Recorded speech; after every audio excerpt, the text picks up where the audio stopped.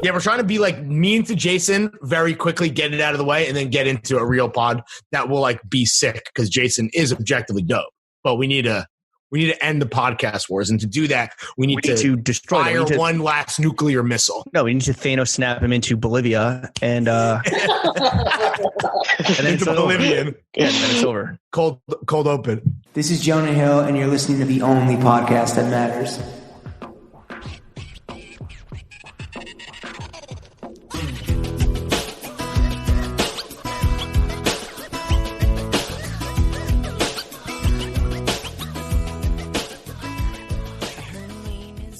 Throw Gang, we are joined by Tekashi 6'9", the Big Bird boss, the giant in jeans, king of consulting, titan of the tall tales, lord of lankiness, the general of gigantism, the Erewhon emperor, Kaiser of the kitchen, baron of the baseline. Every single inseam on this man is a 5-inch inseam experiential marketer, brand consultant, and co-host of the Throwing Fits post-game show, a.k.a. When's This Gone, a.k.a. How Long Gone, Jason, Them Jeans, Stewart. Hi, Jimmy. How are you? TJ, Lawrence. how you doing, buddy? What's up, buddy? I'm great. That was good, right? I feel honored to have, to have the full TF treatment like that. Well, put that on your fucking LinkedIn. That's what we do. That's why we have 4 stars in the hospitality department, bro. 5 stars on iTunes. This is how it goes to 5 stars. Excuse me, I was missing a star. This is sick because I went on Tall Tales. I have been on When's This Gone. James has done When's This Gone. Chris Black has done every single podcast that has ever existed, and now the loop is being closed because Jason Them Jeans Stewart is on the only podcast that matters. We're happy to have you, dude. This is great. Thanks, guys. Thank you very much. It's an honor. Even though I'm not a member of the menswear community, I will do my best to keep up with you guys. That's the thing, right? We are not a fashion podcast. Yeah. Fashion and streetwear are the portal to talk about the greater culture. Right. That's you just use the lens of menswear. Right. Trojan horse. Speak to, or in your case, a Magnum, I assume. Yeah. More chatter like that, James. I like it. Yeah, that's good. We're going to get to the big dick section soon after the fit check. I feel like, Jason, you've been on the periphery. You've been a fringe player in like the general kind of menswear space, though, for many years. But I guess, do you consider yourself a Johns enthusiast, first and foremost? I think I used to back in like mid 2000s streetwear time. I was John's enthusiast. When you were peaking. Lots of crooks and castles.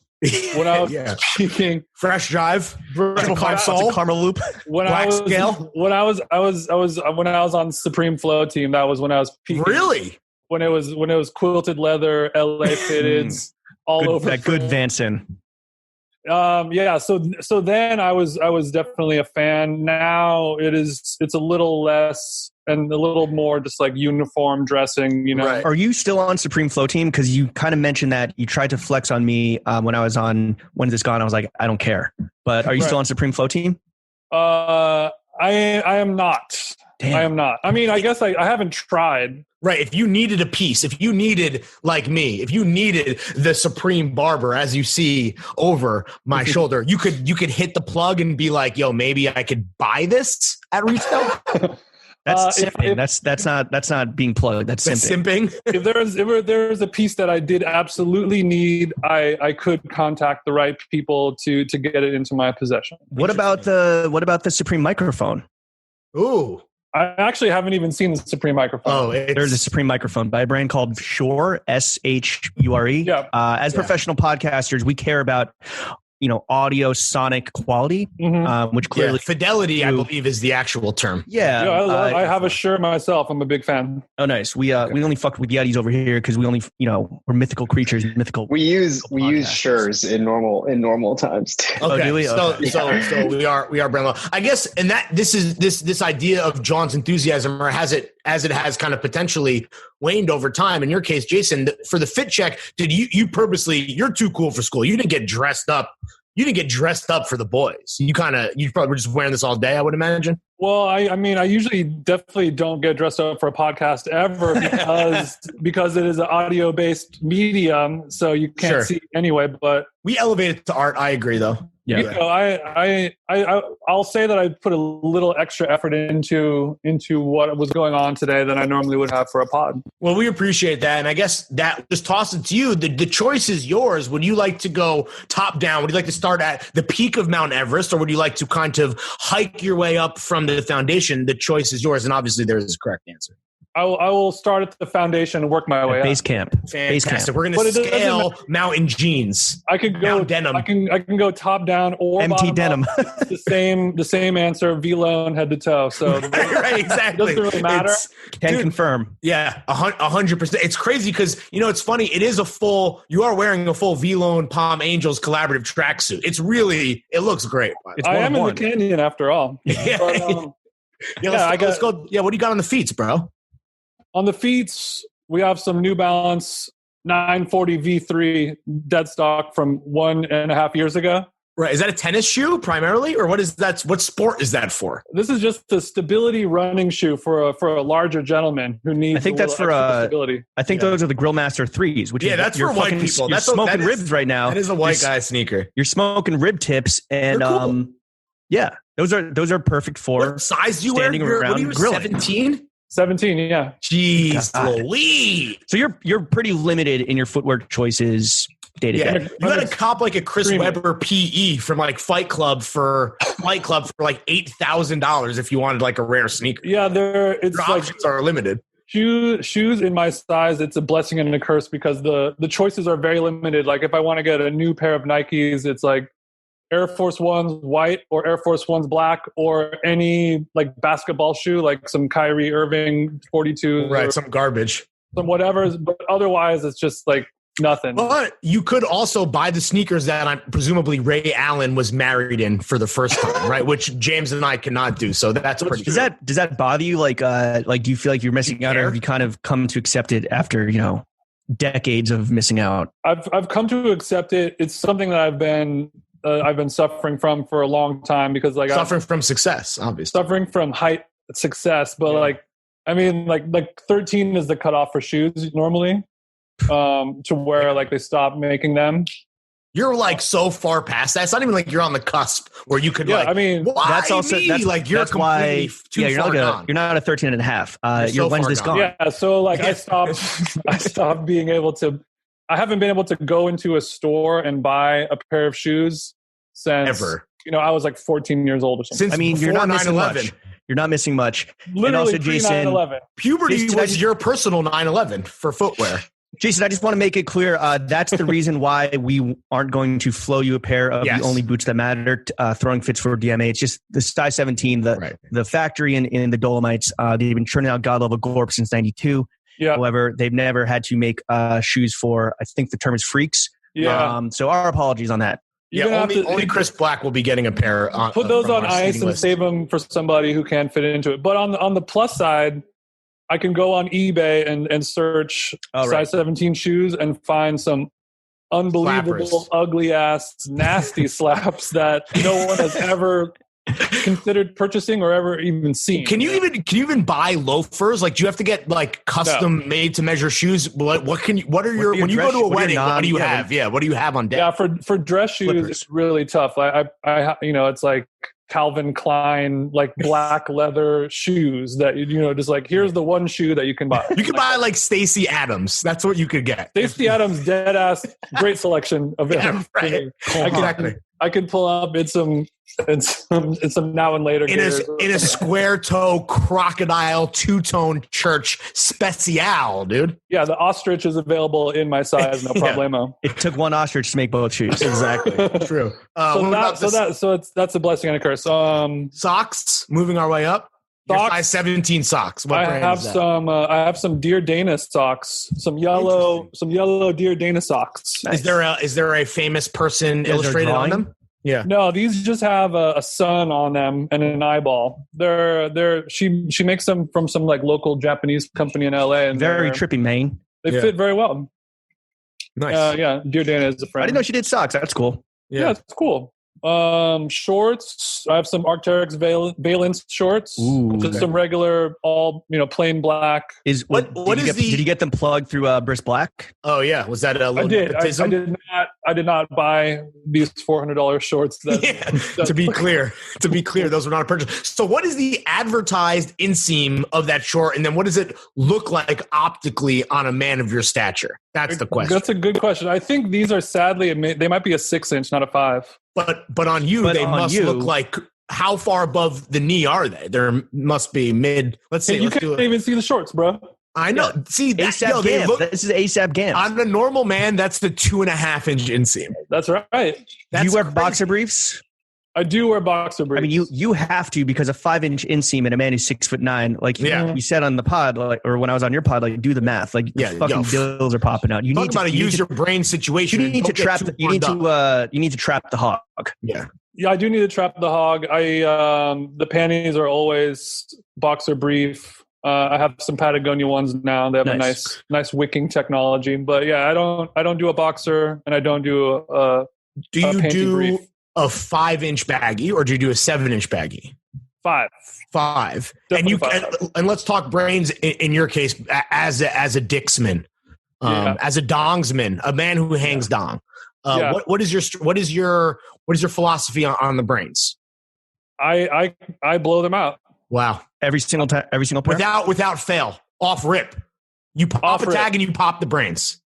That is correct. Immediate suicide. Suicide. My life partner blows them out for me, actually. Really? It's bespoke. Let's keep the brain blowing to meats and cheeks. This is still sure. I guess this is all in front of the paywall, so. And then, so even when you're wearing baggies as a swim trunk, I'm assuming you would still do that. You're always going with a boxer brief under, regardless. Or do you? Well, I wear my shorts as, just like regular clothing, and then for a swim trunk situation, I like to just wear like a Nike Pro dry fit with the brains in them.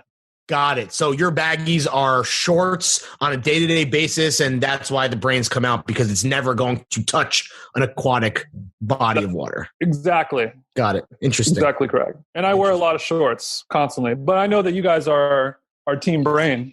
What's your? Well, no, I'm verse. What's your what's your inseam like on pants? Yeah, what's that? What are the digits? What are the Digimons on that? That's got to be. Can I guess? Triple figs. Wait, can we guess? Triple figures. Wait, is it okay? If I'm 32, yeah, you. All right, so are you? I thought you were a bigger fellow than that, Larry. No, I'm 6 foot. I'm the perfect type. I'm 6 foot wearing the new 40 inch DMA boots available 40 inch right now. Yeah, I would say you're a 42 inseam. No, I would say James is closer at 40. Every you don't wear pants. A little bit different. You're a quad. You're a quadsman. That you're hitting a 4. That's crazy. 40. Sometimes I can get away with a scant little 38 on a good day. When you're feeling real slutty. A flood pant at a 38. Yeah, when you want to flash some ankle like a geisha. I'm not above sagging still, you know what I mean? I'm a grown-ass man. I'll drop them. Yeah. Wait, so did you ever go to Big and Tall? Did you ever shop at like Big and Tall or Male XL or any places like that? No. Never. Couldn't be you. Couldn't be me. And luckily, like shirts, like I can just wear a normal, like this is a large. Yeah, what's the T? This is a large, tall, fruit of the loom white tee. Nice. Okay. When did you hit your growth spurt? I never really had one. It was always like I was always tall, and then I just kind of consistently. The curve was never flattened in your case. Curve was never flattened. When I was 5 years old, I was the tallest kid in kindergarten. When I was, 18 years old, I was the tallest kid in high school, and it was just always. And that's when your education stopped, clearly, high school. That's what you're saying? Okay, I got it. Are your parents pissed at you? After that, some people will go to different colleges or schools where we have to pay money to go to, I've heard. Right. You were just the tallest guy in the world at that point. Were your parents like pissed at you that they're like, God damn it, Jason, like to buy more fucking clothes, like can't you just level out? Yeah, they were. I mean, it wasn't good buying shoes for me as a youngster because I'm running through them. Yeah, sure, absolutely. My young buck running. Wolves running with wolves. That's right. Absolutely. Any jewelry, any hardware? Oh yeah. Do you have a watch? Do you wear a watch? Like, what's your? I'm not a jewelry, hardware, necklace, watch guy. That's so interesting because in LA, that's definitely a symptom of the disease of LA style is like, oh, I wake up one day, I got 3 necklaces, then it's 6 rings, and then I got a fucking, then I got a fucking anklet ring. Then I'm fucking hiking and my toe ring gets stuck. It's one of those type of deals. Do you have a Chrome Hearts cock ring like most people in LA? I do. Yeah. Oh, sick. Nice. I've never been tempted by the shiny, bedazzled, wares that are man's not an LA newbie. He's been there for he's put his fucking time in, right? I mean, it could be like a disease that only shows symptoms later on. He's asymptomatic. I like living free to move around. I don't like having the constraints of a tennis bracelet or anything like that. But I would rather have my life partner blinged up. Got it. So you pay it forward. That's right. Got it. What about what are you sipping on right here? Let's do what's a drink check. We don't normally do a drink check, but you have amazing taste in food and drink. I believe you invented natural wine. So what are we doing? This is actually, as you famously said. Did you stomp these grapes yourself? Yeah. What's the deal here? These are self-stomped. This is actually just a very, very regular ass, very mid wine. This what are we working with? Pacific Redwood Organic Red. It's like an organic red wine that you get at Whole Foods. It's literally $9. Oh, hell yeah. This is Franzia for the Erewhon set. Yes, but it is actually pretty good, quite drinkable and nice. And then you're spritzing it up. I'm cutting it with a Gerolsteiner mineral spring water. Nice. It has the highest amount of minerals in the game. You've done the math. This is fact, bro. I'm not maestro of minerals. Yeah, it's really hot out here. It's like 100 degrees in LA right now, so I like to spritz off with the red. Nice. Shit's on fire. And you're drinking it out of a mason jar. I'd just like to say to everyone at home who doesn't have the visual, he's not doing it in a wine glass. He's doing it in the I believe that's a Kinfolk magazine branded mason jar. Yeah. This is a big dog 32 ouncer. I could in your hand it looks so normal size, but it's actually giant. All the kimchi it's a gallon. Filled it up. All right. Like I said before, I'm not at home right now, so I don't have the option to pick out the right glassware. You're drinking on a white couch like the fucking bold pioneer you are. All right, drink check complete. And fit check complete. Thank you, check complete. Jason, longtime listener, first time guest, so I know you know what the fuck going on. The 3 main subjects of this podcast, the only podcast that matters. And yes, our lawyer is in the process of trademarking that, so you better watch your fucking ass. 3 main subjects are money, ka-ching, meats and cheeks, formerly known the segment formerly known as dad ass, but basically sex and dating. And most importantly, Happy can join us for this ourselves, Jimmy and Larry, goddamn motherfucking boys. The goddamn motherfucking boys, the only podcast that matters. So I didn't do that much research, but apparently you said you like co-host a podcast just like us, which is that's cool. Like, good for you, man. Podcasting's hard. What's it called and like what's it about? Yeah, give us the pitch. What's your whole shit? Well, after you guys came onto the scene, you inspired me to get into audio arts. And I looked into it and I kind of dug around on YouTube and I was able to figure out the gear I needed. And you could just do it all off of your phone now. Yeah. Thanks, Anchor. Yeah, bro. Yo, shout out our boy Armand. I know he's listening right now. His fucking prize horse is racing right now out of the stable.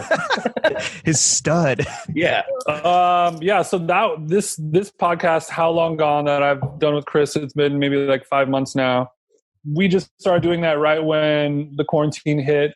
It just started by us calling each other on FaceTime and having a conversation about, shit that Chris Black talks about, plus, current events. Amazon links. Yeah. Working out. All the good shit. I don't want to toss around, and look, I don't want to toss around accusations of pandemic profiteering, but you guys did launch When's This Gone during quarantine where people are trapped at home and starved for content and you had their attention. Yeah. And when you and Chris were or are unemployed, still TBD. Do you? This is a sincere question. Do you see When's This Gone continuing after COVID when the world returns a little bit more back to normal? Yeah. What's your long-term plan? Have you guys talked about this? Well, I mean, it's tough because podcasting didn't exist before COVID. So before us, before throwing fits. Yeah. It's a new. it ended up turning into something that I think that we will continue to do on a regular basis. Absolutely. Is that because like you guys are like you said, it's something that maybe happens on a whim to fill time, and then you're like, oh shit, like people care, so now we're going to take it seriously? Or did you kind of always know it was going to come to this point where like people it was a little bit of, it was mostly door number one, but I always had hopes in the back of my mind that it could potentially turn. But you're a veteran of that's the thing, like Tall Tales is like talk about predating even the only podcast that matters. Like you did this. Like, is it weirder for you now to like, and you had, I correct me if I'm wrong, Tall Tales had Nikki Jaggerman was a co-host for a while, and there was other people in the mix, but it was your shit, right? Tall Tales. That's you. You're the tallest man. But oddly enough, tallest tale teller. I took that podcast less seriously than I take this podcast now. I would say. Why? And why was that? Because people just like didn't get it yet, because podcasting hadn't become like what it is now. I think before it was more just like a fun thing I like to do to talk to people, and there wasn't really like a goal behind it other than just having fun and talking shit with people and using it as a way to form relationships with other people. It's a good way, like if you see somebody that you really admire, you want to talk to, you think they're funny or cool, instead of just emailing them and being like, hey, can we be like a friends? Psychopath. Yeah, like can we be friends? Yeah, can we be friends and hang out? It's easier to be like, hey, come and do my podcast. By the time you're done with a couple hours of potting and bantering, then you guys are bros. Or it's called a lot of times in our case, enemies. But no, so like was When's This Gone launched because it was COVID and you guys were bored, like, or did you realize the lane was wide open for the Throwing Fits post-game show and like you had to jump on that before like the rest of the cottage industry caught up? It wasn't so much of a lane jumping. It was more of like people had always, like, whenever Chris came on and did my podcast back in the day, everyone really they like accepted that as like, this is when it's at its peak, like the way that he interacts with me and vice versa. Your chemistry. Yeah. The chemistry was popping, and people always would say like, hey, you guys should do a podcast. And we never really did it. Never really. Why do you think he's the people's champ like that? Because like he has that little bit of reputation. Like, listen, this is not about fucking Chris Black. This is about Jason Stewart. This is about the better half of When's This Gone, the smarter half, the taller half. I mean, that's just facts. The wizard behind the curtain. That's but like, yeah, exactly. The wizard of When's This Gone. Like what? But if we had to succinctly sum up in a tweet length why Chris Black is the people's champ for a certain type of very stupid, pathetic, lame loser person, why would you say that is? Is he like the cool? Is he a dumb guy's version of a cool guy? Is that what it is? He's Inception for. Yeah, what's happening there? We'll let you. It sounds like you want to answer this question yourself. Well, I want to answer all of the questions on my own show. Jason, this is what's going to happen, right? I'm going to ask you questions, and Lawrence is going to answer them, and then maybe you can get a word in or two, and then we're going to steamroll you for the next 3.5 hours. Yeah. But if you had to speculate, why do you think because Chris puts asses in seats? Let's be real. Why do you think that is? Declining returns, though. We'll say that. Facts. He has that personality where. I think like the future of like content creators and media and like the things that you have to do to put yourself out there to gain notoriety and attention is you have to be very polarizing. You have to say something that has like a very strong opinion where a lot of people will grasp onto it and be like, I like the cut of this person's jib. And then the other half of the people are like, fuck this person. So annoying. Hate I know someone similar. His name is Donald John President. Yeah, exactly. So he's very Trump. He's the Donald Trump of Anchor. You guys have Michelle Obama, right? You got Joe Budden, and you got Chris Black, aka Joe Budden. Joe Budden, 2020. You know that would make me the Steve Bannon of Anchor. Unfortunately, I mean, is that so far off?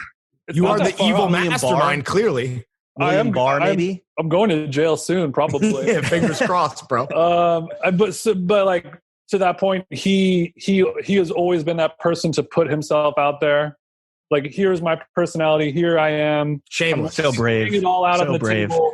Take it or leave it if you like it. He's a good foil to you, right? That's what we're really talking about. Yeah. Well, there's that as well. And then, we can play off of each other well. He can be it's the duality man. Strong the personality. yin and the yang. He can be on the front lines, and then I'm kind of sniping in the back, and we play off each other well. He's in the mud. You're commanding from HQ, sending him off to die in war. Yeah. We get it. A sacrificial lamb. We talked about bravery a little bit. I mean, I guess like when you guys were cooking up in the lab, when you guys were cooking up the concept of When's This Gone in the lab, I mean, it's so crazy, like just the innovative nature. Like, all right, we got 2 cisgender heterosexual white men. Yeah, sound familiar? Let's launch a podcast. I'm not white, and give our opinion on things. I'm Jewish, also, by the way. To quote Eric Andre, great philosopher of our time, why would you do something so controversial yet so brave? Yeah, free Palestine. I feel like I'm on Z-Way right now. How many half Japanese friends do you have? Name 5. Me, Steve Aoki. Steve Aoki? Huge. Wow. Yeah. Bro, he's full, dog. He's full. He's shitting on you. Oh, shit. Oh, of course. Rocky. Damn. But was there any type of like could you do any other type of format, or was it like podcasting is such like the lane that you guys kind of like can occupy together despite being like such different personalities? Like Chris Black has never do cooking videos with your ass, right? And you're never going to like wear leather pants around the New York City and write a diary about it either. So it's like, is there anything else that you guys could remotely do as a duo, content-wise? I mean, it's this and it's Twitch, I guess, you know. I think there is a scenario where we can operate on a visual element like that where, you know, that format of us having a conversation together could be for video. But otherwise, like, I think podcasting is a perfect format for it where, you know, I love conversation. I love, you know, getting faded and talking with my friends. Getting suited and zooted. Do you drink on When's This Gone? Because I know Chris is sober. Chris is famously sober. What's your regimen? What's daddy's medicine for podcasting? I don't. We usually record pretty early in the day, so I'm not beer. not drinking at all. So I will. I don't really drink that much at all. I'm drinking with you guys for some reason. Do you think a lot of people think that like we get fucked up every single podcast we do, and they're surprised that we only get like lightly buzzed? Like, did you assume that we were going to be like doing drugs and getting fucked up? Not at all. Not at all. You guys are not that cool. Yeah, thank you. Not on mic. But That's exactly what I want my mom to think when she's listening. At the very most, I will take a local artisanal edible when I'm on the pod. How many I'm mgs? feeling a little cheeky, but otherwise, I'm what's off the cold brew only. What's the mg count? 50. I'm doing 50 milligram Hiroshima blasts on Oh, that's just to get out of bed, honey. No, right. I mean, I'm doing like 5, 10. I don't get out of bed for less than 50 mgs. You already know my fucking. But sometimes I will pop like a nasty little microdose. Little capioli. Yeah. Well, I have a. It's not no cap. It's some cap. Yeah. Well, a friend of mine has a mushroom distribution service that offers them in capsule form. Okay. Like down to the milligrams. So I can just take like laser precision mushies. Yeah.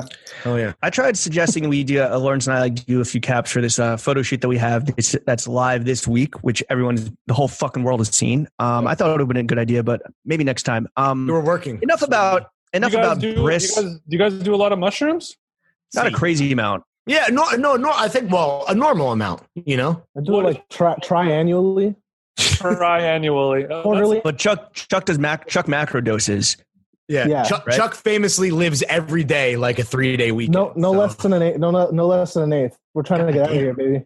Dead ass, Chuck? Yeah, I'm trying to see God. Tell him he's ass. Trying to meet Elon Musk, bro. Yeah. He texted Elon Musk time to blast off. Yeah, for real. Okay. Very cool. Very cool. All right, enough about Briss Black, who's named after a fucking circumcision ritual. I want to know about Jason Stewart. That's the worst joke you've ever written ever. Sean was laughing when he's on mute. I laughed very hard at that, and I was on mute. I'm so sorry. I liked it. I liked All right. the word ritual. Yeah. What's your role on When's This Gone? Let's talk about what you do. Well, you know, I am the co-host of the show. Yes. There's 2 people. Yes. So I am one half of the hosts, and then I produce it. That's and edit. You edit, produce, engineer. Yeah, I produce it, I edit it, I mix it, master it, engineer it, upload it. I do all the artwork. I make the I make you're James and Chef combined. And one Chuck, super producer. And as an audiophile, I want to ask you this: as an audiophile, does it piss you off that Chris doesn't get a real mic and demands on just fucking FaceTiming in? And also, like, when I was on, I had my rig set up, and I was like, "Oh, we're gonna dial in on the Google Hang or the FaceTime on my computer," but instead it was just like a phone call. Mm-hmm. As a soundsman, does that like grind your gears? Well, the gears were ground, and then at first it was kind of like the lo-fi feel was a little bit of like our characteristic sound that people actually kind of liked. But then it did get a little old. It was a signature flavor that we put onto it. A little stank. Just a little sabor. A little adobo. Yeah, a little adobo. Don't ask what's in it, dog. But I would. But we did get him a mic, so he is mic'd up, and as soon as he figures out how to use it and the way to hold it in front of his mouth, we are going to be cooking with grease. Don't worry. He's 45, so you got to send him the big instructions. That's the deal. It might be like a thing where it's too the instructions are too small for him to read. You know, it's in Spanish, Jason. How do I get the English? I mean, you kind of, when I was on, you guys were like, "Hey, like Chris, you're the Lawrence. You do no work. You just come this close to dropping hate speech." Whoa, and Jason, you do all the work. And I wanted to say this in the moment, but I kind of forgot. I was like, "Yo, why don't you guys like?" I get that we're the gold standard and that you want to be the James and Chris wants to be the Larry, but like, that's right. Why don't you guys just mold yourself? Do your own thing. Yeah, just like why mold yourself in the mold of an archetype? Like, why not just do your own thing, right? Yeah, blaze your own trail. I'm just simply not good enough at coming up with my own ideas. But if you have any ideas or thoughts, you know, having done the show and listened to it, of like, you know, a style that we can adopt. Well, I haven't. I'm not saying I've listened to mine, and it was half of Lawrence's, and that was it. Yeah, that's no terrible smoke. That's just I don't listen to podcasts because as I said, like I don't want to listen to. It feels a little smoky, James. I thought no. It's not smoking you guys. It's smoke at the art form. This man doesn't listen to any. Bro, I got ribs in the backyard. I got smoke from James. Come on, dog. Wait, Jason, do you do any pre-pro? Do you guys? So you guys have a very like organic conversation versus like, let's say if we're comparing, you know, apples to oranges here. James and I clearly we prepare ahead of time as professionals. What do you guys do ahead of time if the guest is coming on? Do you are you reviewing interviews or their work or their bylines or like what is there a process in pre-pro stages? I can't speak for Chris. My pre-pro process. We don't want to. We just want to know about you. Chris is just you. This is not Chris's pod. Yeah, this feels like a safe space. Thanks, James. I will fire up a notes app and I will just write down maybe like 10 bullet points of notes, speaking notes to talk on, you know, based on listening to other interviews, their Twitter feed, their Instagram, what's going on in their life, and then, you know, just like questions that I have on my mind about the world in general, current events, pop culture, etc. You put the elbow grease into it, like you do. But it's a very minimal effort. It's probably like 30 minutes worth of it. But okay. I like the organic. I mean, it's the perfect amount because, you know, if we pre-pro too much, then it loses the organic vibes. Right, it becomes a different show. Then it actually becomes. Failing fits, I believe, is the genius, amazing pun that you big brained bozos were able to come up with. That's not a pun. Which is literally just the doo-doo head version of throwing fits. It's a portmanteau. It's a portmanteau. We wanted to throw that out there and just say, just come harder, bro. You could do better than that. If you have any, I mean, if we have any suggestions, we can send you our own. That was the best. Jason, here's the thing, right? We kind of want to bury the hatchet because it's a little bit like that Mad Men meme where it's like, we don't think about you at all. And so like, we understand that there's this whole like podcast war, blah, blah, blah. Like it was us versus corporate dunce. We fucking buried them like the Undertaker. Buried them. Yeah. And we don't want beef with When's This Gone? And we understand that it's amazing that you guys are able to kind of create this revenue stream in our jet stream. Yeah, that's great. It's like, look, you're blowing up. That's good. Fantastic. That's good. In the pre-pro call we had, and Lawrence has not gotten to this joke, even though it's like his turn to do this. You guys are the tallest podcast, right? And you guys can be the taller men, and we can be the bigger men. Yeah. Yo, listen, you could be the tallest podcast in the world, and we'll settle for being the only podcast that matters. And And while you are the taller men, as James said, we will be the bigger men and officially extend the olive branch effectively right now to end the podcast wars with you, Jason Stewart, the true emissary, the biggest brain, the big actual leader. The true thought leader of When's This Gone. It doesn't feel super hatchet burying with the insults that are embedded in that olive branch. This is actually the demarcation. We have it in the Run a Show, my Google Doc right here. Like all the disses were above. Yeah, we're done negging above the fold, and now we're gonna actually get into the actual. We've already tried to pick you up, date rape you, and do our whole pickup artist thing. Now we're moving forward. Yeah, 35 minutes of getting bent over and ass. I've been. Although I don't know if that's physically possible. This pussy's ready now. You pussy the perfect amount. Slide it in. Yeah, no, I mean, I obviously our podcast beef.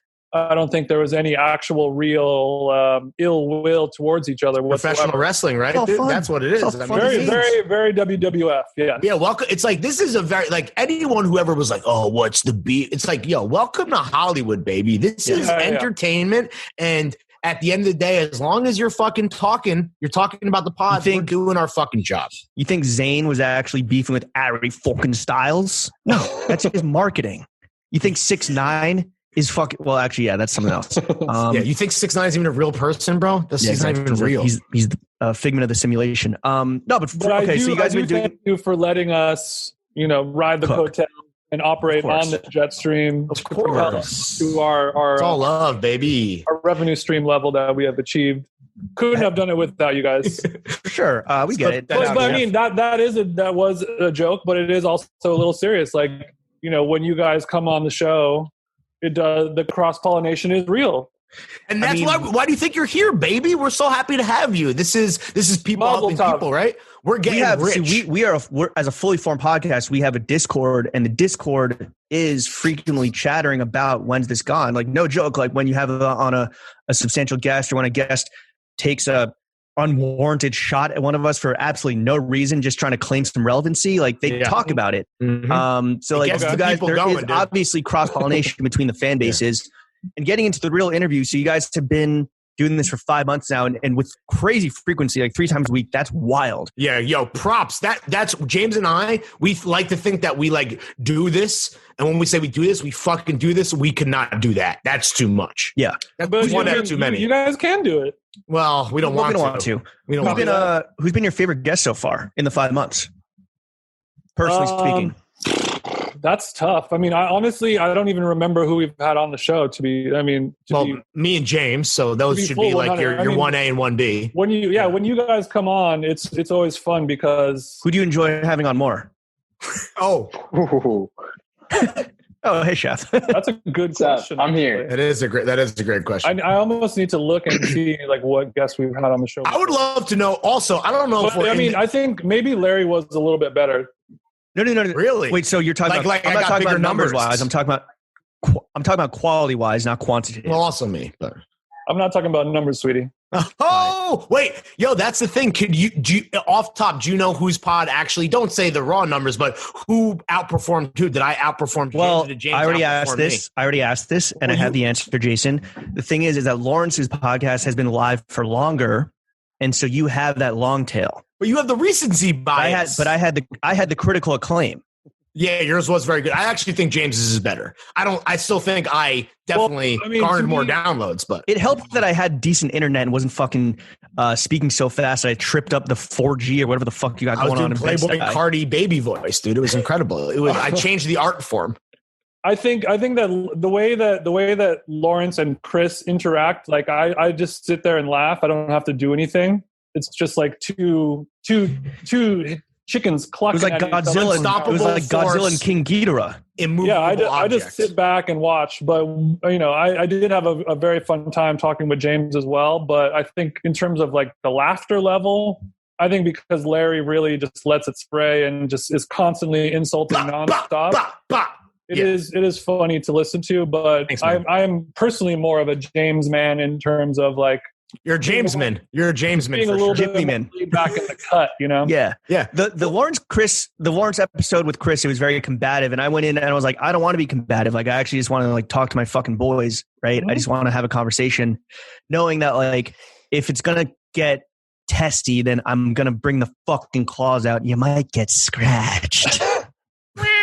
I mean, people want to joke about like that Jason and James and then Larry and Chris, like this and that. And we joke about not comparing, but I think the reason that both of these pods are like they're beloved is because the dynamic, you do need these types of personalities who could absolutely bat the ball back and forth. Just like you can't have two of one or two of the other. Exactly. It's a yin and a yang thing. And I'm sure you agree. It's mixed doubles, sweetie.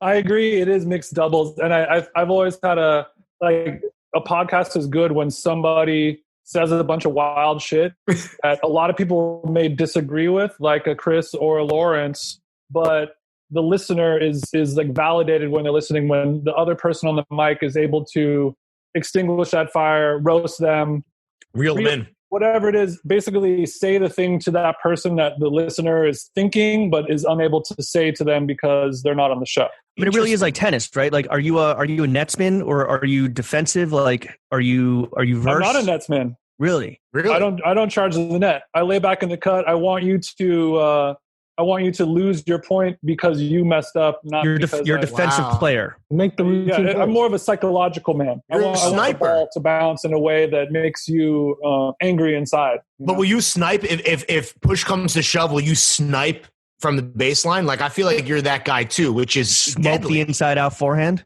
Yeah. I will if it absolutely has to happen. I will. When it does, it's nasty. Yeah, for sure. So we're gonna do a Throwing Fits Core 4 tennis first annual Throwing Fits Tennis Classic. As soon as Chuck is able to leave the apartment, he hasn't left since March 15th. Is that for reals? No, he's been out, but sparingly. The trash. Wait, Chuck, how many times could you count that you've left not to like for what's an extended period of time? Joy. No, but like for a half an hour, how many times have you left the apartment since March? Could you count them on one hand or are we at least on two hands now? No, we're definitely on a few hands. Oh, okay. I do have to work. The capitalism machine never stops. Yeah, goes capitalism burr. machine goes burr. Yeah. Okay. All right. Who's been your least favorite guest? Least favorite guest is somebody that I can't even say, unfortunately. Really? Like, why is that? Where we had to take the episode down. No. And the worst part is that we know exactly who you're talking about. We're not going to say. Do you want to, for those to, so speak of if you know, and we're not here trying to get you into any beef, but like, is there anything that you would like to expand upon that situation? Because James and I always have, listen, we're all professional podcasters here. This is a circle of trust. You have some guests that are great.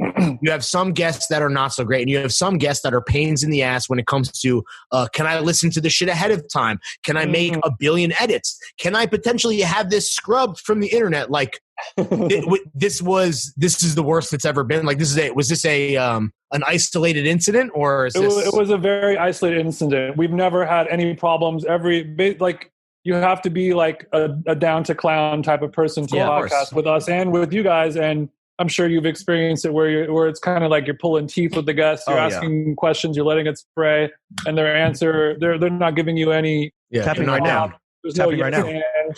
They're answering the question with just like, yes. Did they personally request to have it taken down, or was it like did they pass it off? It was a representative. Wow. Okay, so they went full. They pulled out the big guns to go scorched earth and get it done and shut it down. Wow. Yeah, and it was a lesson in restraint on our part to take the higher road. And were you like, we can't take this down? The fucking dick pill company paid for this episode. Right? You want to pay the dick pill company back? Was there any big dick would be pissed if we had to scrub that episode? If we were doing the Aaron Sorkin script, fly on the wall version of you and Chris having conversations as this is happening, did you both agree that it was not worth the trouble? Were you bugging out because the podcast is like fairly young and people expect the cadence, and they expect, to get what they didn't pay for, but people on the internet treat you like you work for them. That's just how it is. Like, what was it like in the moment with you and Chris? Did you both agree? Were you arguing over what to do? There was no argument. We both agreed, but also like if we would have been a lot more disagreeing if the podcast itself was fire, but the podcast was bad to begin with. So yeah, it was like hitting a deer with your car that's about to die, and you might as well shoot it in the head. Yeah. It's already. Do you carry around a gun to shoot wild animals? Yeah. I don't. I would never do that, bro. This is like when Armand hits us tomorrow and he's like, yo, kill the Them Jeans app. It's fucking trash. It makes Anchor look bad. And we're going to say, no problem. Pop, two to the back of the head. Move on. Do you have a dream guest for the pod, like your white whale? Just Joe Rogan, I guess. Yeah. Really? No. You fuck with Rogan like that? No, he's a fellow anchor man now, no? No. Whoa. Damn, got his ass. Good job, Jim. Thanks for not muting yourself, Larry. Only because the only dream guest I have is probably just people who would make the podcast blow up huge. Like if we had Kanye or Joe Rogan or any of these people who are just like huge guests. You guys don't, and similar to us, like we don't fucking clout chase. Like we've had guests pitch to us that have like hundreds of thousands or millions of followers, and we're just like, no, like they suck. We'd rather have on someone that we find is interesting but might not have like huge social numbers. And you guys do the same, and you surface up like interesting writers, interesting Twitter follows, whoever. So while you say that you want like someone with huge social numbers, have you ever turned down a big bold-faced name because you're just like, this person is ass? No, that has not happened yet. We are not above that, because if a guest is ass and they have a lot of followers, like I like the challenge of being able to make, spin some gold out of some doo-doo. If somebody let us put you in touch with Neve Schulman. Yeah, I was gonna say, talk to me after you've potted with Neve Schulman, bro. Well, I have potted with Max Joseph a couple times. He's the homie. Really? Who's that? He's the other guy. Max is the other guy in Catfish. Got it. But I will tell Neve that you guys don't like him. We talk shit about him all the time, and he definitely never hears it. But you guys did a bad pod with him. Well, he came on the show and was like, how much money did I make last year? He did a bad pod with us. Let me tell you, man, I made $500,000 last year. And we're like, so you just really want anyone, you really don't have like a white whale, where for us it's like Shia. It's like Shia, right? John Mayer. But like Seth Rogen, I think obvious would be fire for us. But like, you don't have like I'm hearing a lot of cis white males on this white whale list, fellas. What's going on? Shia LaBeouf is pan. Come on, he's verse. Just like my tennis game, he's verse. I would, unfortunately, my ultimate would be dead or alive. It would be Anthony Bourdain. Oh, R.I.P. to the god, bro. Otherwise, maybe 6ix9ine. Ooh. Have you guys had on any chefs as a foodsman? Allison Roman. Okay. Right. Yeah, that must have been a big one for you guys too, right? That was a big that happened early. That happened literally like a week before she got unfortunately canceled. Yeah, you got her right at the fucking finish line. Yeah, we got in right before. She was canceled because she was famously on your podcast, so everyone knows the story. It didn't help. The Charlotte Queen. I have a question. So, like, I know it's a bit with When's This Gone, but like, you guys call it digital panhandling. But like, is there an actual reason why you don't use the Patreon business model? Because like Lawrence and I, yes, we like try to game the system to grow the Patreon, but we do and try to put stuff behind the paywall. But like, obviously, it's working for us. Yep. Lawrence has 4 headbands, right? At least, all made of silk or mostly made of silk. Chef just moved to a fucking duplex in Williamsburg. Chuck has plants. I have a print of the recently disgraced ASAP Ferg up on my wall. That's original art. Like, how come you guys don't do the Patreon business model? Recently disgraced? He got kicked out of ASAP Mob. You know that?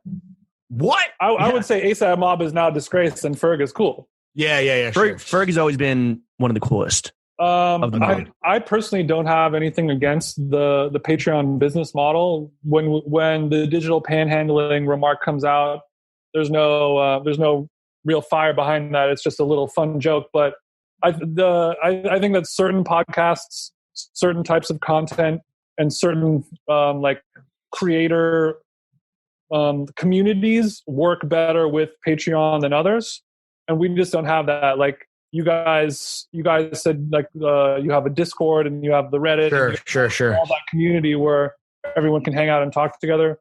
It just doesn't really fit for what our vibe is, and that's true. But like, I do think that you guys do have a very fervent core fan base that would pay money for more How Long Gone. And like the thing is that you don't need more fucking Jason and more Chris, right? That's what James and I realize. It's not like they want more of the guests. It's more of the core product. Yeah, right? and you don't need like you don't need 10,000, 50,000, 100,000 fans paying you money. Like you only need a niche audience that is willing to like open their purse. How many people give you guys money on Patreon? You don't have to 2,800 right now. Okay. It's currently the day after Purge Day, so yeah, 2,800. But yeah, it's usually the that's real, but that's real bread, bro. That's real bread for doing what you're already doing. You know what I'm saying? The rule of thumb for my boy that works at Spotify, not Armand, but I forget, Podcast Bill, I guess we call him. His rule of thumb is that 10% of your general audience will be willing to pay you money. So if you guys have like, I don't know, 500 listeners, right? That's 50 people that'd be willing to pay you money. That's real. That's not bad. That's $250 a month. That's a pretty good scratch. Yeah. Well, it's part of you up the tiers. But yeah. I think $50 tier, you get to play tennis with Jason. Do you think we're gauche, Jason? Be honest, because I know that you guys joke about this most recently with Michael Williams, who had a lot of terrible things to say about James, which quite frankly, extremely fucked up, Michael. If you're listening, I thought that was a little harsh on you as well, James. I'm sorry. I don't know what you're talking about. But Jason, like, because there's this idea that I guess Chris wasn't necessarily aware of, but like you can make it so that it's just the number of patrons, not the dollar amount. You can do it where it's like completely blank. Like, do you see a future of How This Gone being on Patreon and maybe like a more subtle, less gauche way? Assuming you even think that what we're doing is gauche, which is basically putting it all out there for the world to see. I don't think what you guys do is gauche. I think there's a lot of podcasts out there who use the Patreon model very well, and it works for everyone, and it's all good, and you guys make good money from it, and I think that's amazing and beautiful. That's like, that's a dream and a goal of mine as well.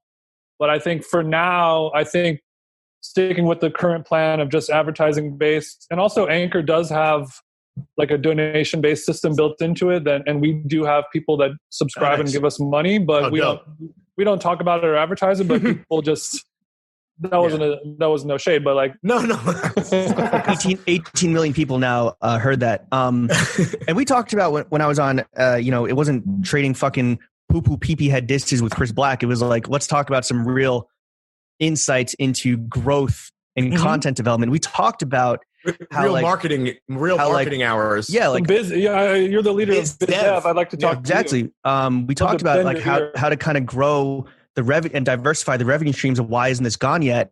And obviously there's advertising, right? But like, have you guys given any thought to, if you're not going to do the subscription service, have you given any thought to like larger partnerships? Because again, I do think that you do have a very fervent fan base and a very enthusiastic and motivated fan base that now like advertisers and partners are looking for. They don't give a fuck about like the giant numbers. They're just like, they're looking for someone when they say jump, the audience asks how high. And I think you guys have that. So like, have you given any thought to partnerships outside of like just advertising within the core product? We're and bastards. We've already been doing that actually. So since Chris and I both come from like an agency background, he's a little bit more on the PR side. I'm a little bit more on like the experiential, cool side, event-based side, which doesn't exist right now because of COVID. But you're unemployed. Yeah, I'm unemployed. So there's we work with a couple, maybe like 3 different brands right now, where it started out as like talking about podcast advertising, and then it ended up being more of like a consulting deal with them. What's the how long gone pitch when you're in the boardroom? I know we did like the version up top for like the 18 million at home, but like when you guys are taking a meeting and Chris has the penny loafers on and you're just wearing the fucking beater New Balances because it's all that you can do, and we feel sorry for you. What is the brand pitch? new? These are brand new New Balances. What is well, it's through Zoom I can't really tell. New Balances cost $100. They're so long I can't see the whole shoe in frame. It's a full bleed kick. Yeah. What is he brought the dicks. do you guys pitch? Because listen, you guys are a little bit older. You're very West Coast, right? It's different than like the typical. Like James and I were like, we are the cool New York streetwear adjacent dudes. We got kids who are 14 years old. They got mom's credit card. They're ready to fucking swipe. What's the how long gone pitch to the board? To corporations. We open up our email and then we say yes when they say, "Can you help us?" That's no discrimination whatsoever. The Don Dada of the deck.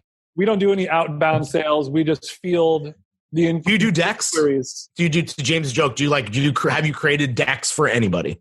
Yes. Oh, really? Yes. Are you the deck maker of the duo? Yes, I am. How much could we pay you? How much could we pay you to do our EPK, electronic press kit? Deck dead ass. Yeah. You'll take rate? Freelance deck work. $150 an hour.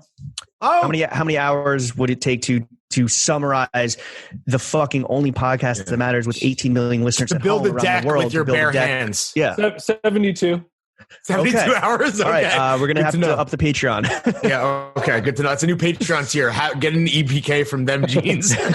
We can talk at 50K. At 50K a month. We can talk off pod about a one sheeter if you want. I'll bless you with a PDF. I think a one sheeter might be more in our price range. To be totally fair. That's what I mean. One sheeters that are what's our tagline or what's our driving core phosphate, Lawrence? Innovation, ideation, iteration, futurism. And you throw that shit on a fucking one sheeter, dog. And but the blessing and the curse of that, the blessing is that yes, we're always ahead of the fucking curve, and yes, we're always pioneers of the podcast. We are the curve. Game. Yeah, I am the curve. Bitch, I am the curve. But our shit is always just evolving into like the next episode, and like our one cheaters can't keep up with our fucking curve. The magic that you guys create cannot be contained in a PDF document. That's exactly. It needs to be a keynote at least. Yes. Okay. Real talk. How long gone? You guys are doing very well. This is clearly your most successful podcast to date of the 3 that you've done. Why did your previous podcast endeavors fail? Is it because you signed away the intellectual property like we did? I mean, it depends on what do you mean by fail?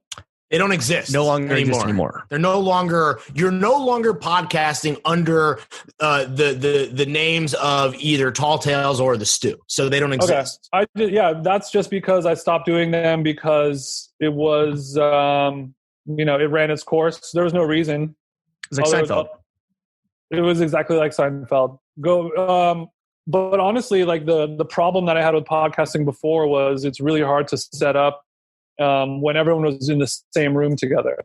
So like getting 3 or 4 people with big schedules who live all over town in the same city. They have to live in the same city as you, first of all. And then it was a pain in the ass, and it just kind of got old after a while. And since I was just doing it for fun and not for profit, it wasn't really that hard to say bye-bye to it. You think now that everyone is recording podcasts remotely from home, right. So you waited for the paradigm to shift. You didn't shift the paradigm. This is not a diss, but you didn't shift the paradigm. You waited for the paradigm to shift, and then you're like, okay, we can more comfortably, Chris and I can more comfortably kind of like slot in to this new version of podcasting. And then it's like, okay, now we're going to go full turbo. I had 3 episodes a week, doing ads, pandemic profiteering. Yeah. I had to wait for technology to catch up with my output. And we're here now, baby. It didn't happen. Speaking of Chris, he's famously, infamously, even sober. How do you know he's not a cop? Yeah. Whenever we used to go to the club when he was sober, he was worried that people thought he was a cop because he has a cop haircut. His whole vibe is undercover cop, dude. The polo, the loafers. Come on, man.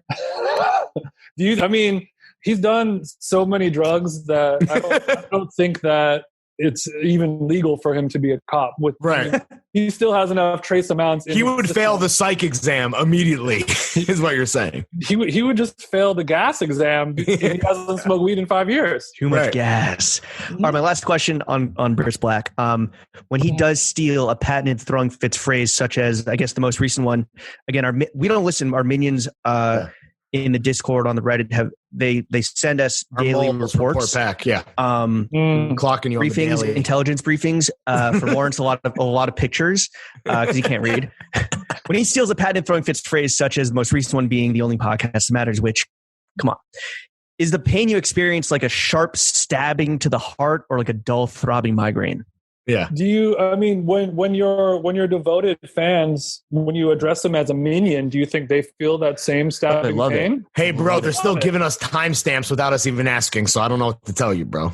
So they like the pain a little bit. Clearly, I think so. I think this whole John's game is built on pain, internal and external. I don't know anybody that isn't at least to some degree a glutton for punishment, bro. That's the human condition, man. People love to get their balls stomped just a tad, on Wednesday nights. You know what I'm saying?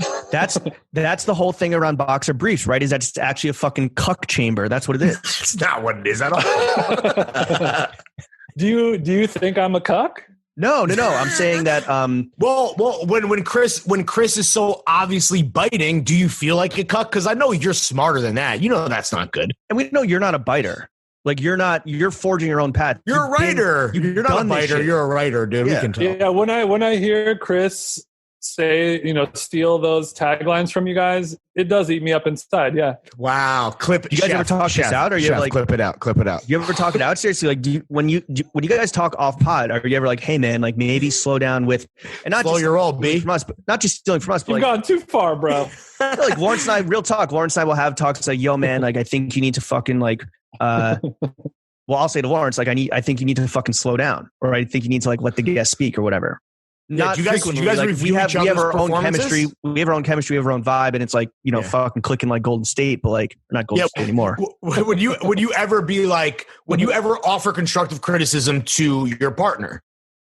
Your work husbands? We haven't got to that point. The only criticism is only on a surface, like audio level only. But in terms of like the creative output, we don't do that. But I think we might communicate telepathically, or we'll sort of say things in a way like we're close enough to where we don't have to explicitly say. But it is laissez-faire, is what you're saying. It is complete, like just like you do your thing, I do my thing, and we'll both cook to James, and we'll see what happens. I would say our interview style and our podcast style is very improvised, off the cuff, and then our criticism of each other happens also in real time, to where we're sort of checking each other subconsciously without even really addressing it. Right. All right. Enough Chris Black talk. But speaking of unfounded, how many times are you going to say enough Chris Black talk? This is the last time. 69 times, and that was no. Seriously, speaking of unfounded and unbased snobbery, you famously claimed that you were into natural wine before it was cool.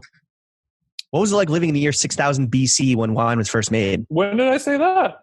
I think it was on Twitter, some shit. Yeah, you were definitely and listen. I've never tweeted that sentence in my entire life. I feel like it was more of a vibe. As somebody such as yourself who has fantastic taste, no one is denying that, you were clearly ahead of the curve on probably many a beverage trend. Not just wine. Probably, I think orange wine was what maybe you were referring to. But what do you think of natural wine becoming a thing that average blokes, the real people's champs, guys like Jimmy and Larry are getting, like, what do you do? Are you bummed that we're like getting into this? Like, what's the deal there? Just a couple working class bruvs like exactly. you. Exactly. Salt of the earth, brick by brick types. You know the fucking vibe. At the local, asking for a bright Slovenian.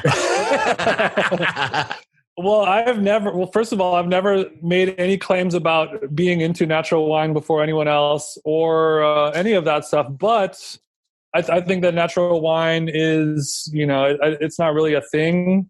I think it's just like a marketing tactic, but it is more of just like representing, like fourth wave hipster Gen Z wine selections where people are tired of having like a boring bro like 90s wine label, and they want to have like a picture of like a cool bicycle or some no bullshit more big, there. No more big reds. But is it like when you see something like which is ultimately for the positive, which is, you know, low intervention, organic, small batch wines, make it into the mainstream? And yes, a lot of it is bullshit marketing, but a good portion is like, I don't know, positive, like we said, small batch, small farm, less chemicals, less technological intervention. Like, does that make you happy when you see something that maybe was niche kind of make it to the bigger mainstream? I know you're a big proponent of like healthy food. I'm absolutely, that definitely makes me happier. It's not, I would love to be in a situation where I can cop all of those like natural, organic, biodynamic, blah, blah, blah wines at Whole Foods or Trader Joe's or any normal place. I don't have to go to a specialty place to find it. I think it's a good thing. And I also like the fact that people are making the small batch wines that have some weird flavors that people might not like, but some people might love. And, you know, it's good to mix it up like that. So it's like you're a stage 1 snob, which is that you're into like rare shit, but then you're not a stage 2 snob, which is that you want to keep it. You don't want to keep it from the masses, right? You're not okay a gatekeeper. You're not a gatekeeper. You're okay when something niche blows up into something big, as long as it's like for the right reasons, or it doesn't get like completely diluted into some fucking Frankenstein version of its original self. It's not a part of my life or my identity enough to really like be personally bummed out about it at all. What about fitness though? Is it the same thing? I mean, the only thing that would bum me out is like the growth of tennis being so popular now, of just like it's harder to get a court. That's the only downside. Is that the case? Is that what you're seeing, at least on the West Coast? Definitely. West Coast and East Coast. I don't think so. My minions have told me. I don't know. I was at Fort Greene. The courts are always kind of like a little crowded with the waiting list, but it didn't look like extra turbo version. So I don't necessarily think that like tennis is like flooding the timeline the way that a lot of people are claiming. I think that tennis has always been cool. I think tennis is a great sport, and in New York at least, real estate is at such a fucking premium that the tennis has always been impossible to get on. I agree with that. Fort Greene especially. When I used to play tennis a while ago, it would just be random tennis old bros and everything like that. But now it's weird to see people who like look influencers, like fitness influencer people, types, or even just like regular bros that look like you guys or look like me playing tennis. I still think I would smoke. Maybe not you, because I think you're nice, but I do think I would smoke Chris Black on the court. I would love to see it. Real talk. Yo, should that be the doubles match? It shouldn't be. That's Patreon. The only podcast that matters battling itself internally. It should be TF versus When's This Gone charity mixed doubles tennis. We do have. We would get smoked. I haven't played in so many years. I can get verses on the phone if you want to do it. Can we get the Fenty costume that the Fenty fit that Brandy had on? Was Brandy or Monica? I forget. One of them had the fucking fire Fenty fit. Who cares, dude? Yeah, get. You say Wilson. Fenty or Fendi? Well, Fendi. Sorry, not Fenty.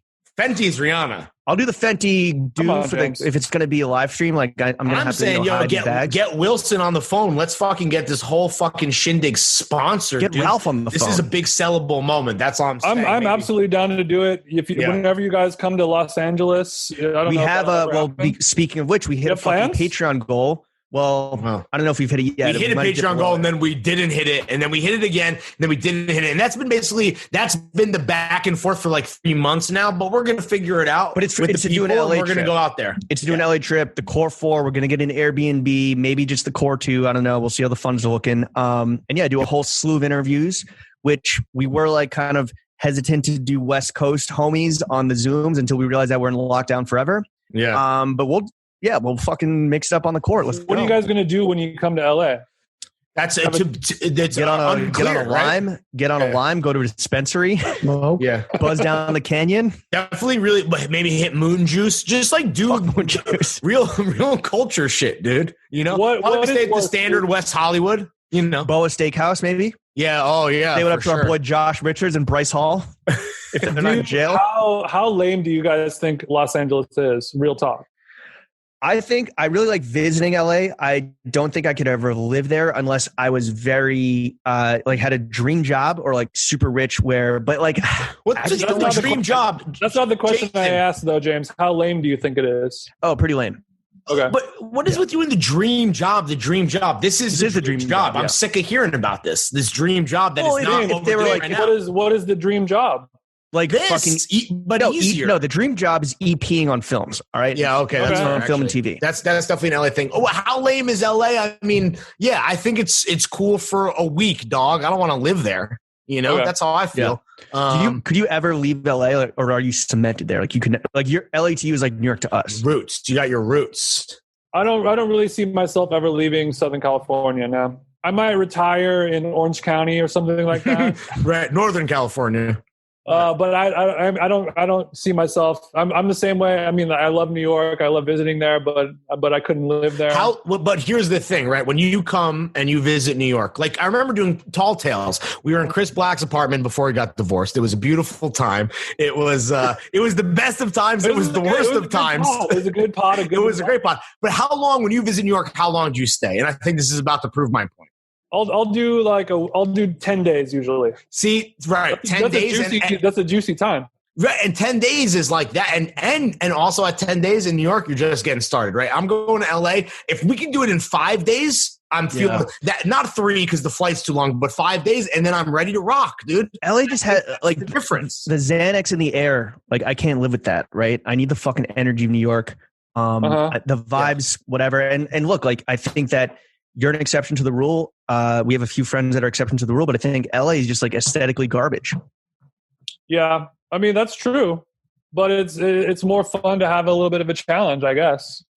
I mean, look, if there's more tennis courts available, like that's a plus, I guess. That's and I do think positive, that I guess. Bring me to my next question. I do think that they do have better, just like raw ingredients, more like farmers market and shit, because it's so close to like the produce capital of the world, produce capital of the continental US. Mm-hmm. You are supposedly an amazing cook. That's true, yeah. All right. Did you develop a love of the game while DJing with Benihana scion Steve Aoki? Everything you know. The love of cooking happened before Steve and I became bros. What brought that on? Becoming vegan. Really? Oh, you're vegan? I'm not vegan now, but when I was in high school, I was straight edge, and then I became vegan because of that. So then that's how I started cooking. I had to figure out how to make versions how to make all the foods that I missed eating fit into the vegan. Does it count as being straight edge if you're under 21? That's the only time that people are straight edge. Yeah, that's to be fair. Is there anything? There's an infamous saying of straight edge people that is true. It's true till death, which is like what you hold on to. Like I'm in this game forever, but then true till 21 is true till 21. Is there anything? Were you chefing up crazy back in the day? Like, is there anything that you missed from that part of like that time in your life? Well, I used to do like pop-up restaurants and things like that. Oh shit. I was cooking a lot. Nowadays, like I'm more into digging into like maybe like a cooking Substack kind of scenario where I could do like a digital panhandling for my own personal cooking. Like a cooking newsletter from Jason. Yeah, cooking recipes. That's a thing, right? Videos. Yeah, you should. What's stopping you? What's stopping you? That seems like perfect for you. No, actually, nothing's stopping me. I'm actually in the process of working on it right now. Breaking news. Have you dropped that anywhere else, like on another podcast? And no. This is Throwing Fits exclusive. So let's talk real quick about, because James and I have been having a lot of conversations about this, typically with the press, obviously, because we are extremely professional when it comes to our podcasting. What we do. If you know anyone that does PR, bang our line. What do you think? Yeah, Chris Black. Yeah. No. We want to do like good PR. Like we have too much good PR. We just want to like we need to learn restraint and how to like space it out. If anything, we're doing too much. We need a worse PR person so they can scale it back. But what do you think of the Substack podcasting phenomenon, particularly within media? And I know you talked to Michael a bunch about this on your show, but I would love to get your thoughts. Do you think this is a symptom of Quar? Do you think this is a symptom of the whole fucking industry being completely fucked in half and trash? Like, how are you feeling about this kind of renaissance of independent creators? The individual voice. I think it's a symptom of a lot of things. It's a symptom of Quar. It's a symptom of like the media strongholds, like a Bon Appetit or an LA Times or any of these places where the people who are in charge are being taken down and the whole system is crumbling. And then also the Patreon rise, where people are learning that you would rather, like fans or minions or whoever, would rather give money directly to It's being normalized to some degree, right? It's like way more acceptable now than it might have been whenever, like 2 years ago. Yeah. But with, like, when I was joking before about technology catching up to my creative output, it's also true of, like, now we're in a position where somebody can be a creator and create these things and receive enough money to make a good living directly from it. And people actually, OnlyFans. And people like they would rather give that money to this person who's showing some dick and titties on OnlyFans versus giving it to like a production company or Pornhub or some weird distribution bro in the valley that's pocketing half. Like, they removed that, and that's it's very exciting. It's getting rid of the medium, which is the media, right? Instead of like paying the platform or the host, you're paying the fucking creator themselves. Yeah, you can make more money writing recipes and then emailing them to people than if you get hired by Bon Appetit to do that. Presumably, based on the public information that staff was leaking, that's a damn fact. Yeah, it's a fact. And then, I mean, I would much rather give my money to a person that I like really love and believe in, and I feel like their sensibilities are in line with mine, versus giving $9 a year or a month to Condé Nast. You subscribe to our Patreon? I do not subscribe to any Patreon. But I will check yours out. No, when you launch the Substack, because I'm very excited. I've heard nothing but good things about your cooking. Like, what is your go-to chef's kiss premier dish? Yeah, what's your specialty, dude?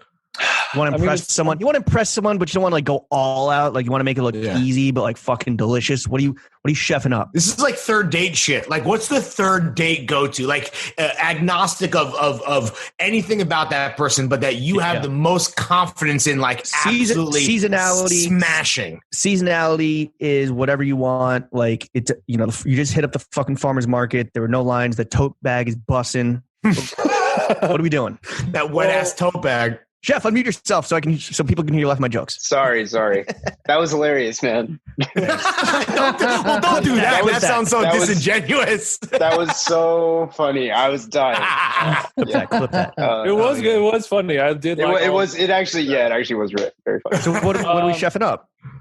You know, I like a nice. I'm a salad man. I think there's a lot of beauty in a well balanced, well put together salad. And I'm a cook on first date kind of guy. Really? Wow. Out the gate. Hot. My current LP, our first date was come to the crib and let me cook it down. LP, that's long player. Let me fill you. Long playing? LP is live partner. Salad. Live partner. Got it. Cool. For someone, and I'm speaking mainly for the two Groms on this Zoom, because I think that they are aspiring home cooks. Yeah. Mm-hmm. Lawrence and myself, like, we're pretty solid in the kitchen, not going to lie. I don't know if you've seen the IG stories. I've been looking at your stories, James. It is looking pretty good. I will. James does artisanal. You do artisanal shit. I'm just like, I do wings. I like to do a thing that I like, but James is definitely out here with the Tori Hanzo. I cooked wings last night. Oh yeah. What's your sauce, dude? What's your sauce? Yeah. Jason, send me flicks, dude. I need some flicks, bro. The wings yesterday, actually, my girlfriend did, but it was yogurt marinade, and then Bojangles seasoning. Oh, that's a Southern Greek specialty. Dude. What's your favorite fast food joint? It's a regional. I mean, it's Del Taco or In-N-Out, but both Del of those. Taco. In-N-Out, really? Yeah, In-N-Out. That guy is definitely better than Shake Shack. Oh wow, I disagree. Whatever, we don't need to.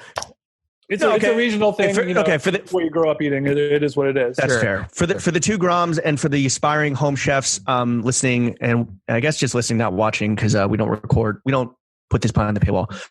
What's like some foundational advice you give to someone who's looking to develop some actual skills in the kitchen, just beginner level, entry level shit? Yeah. Where do you start? I would say learn how to make a good vinaigrette, because that will teach you the balance of salt, fat, acid, and heat.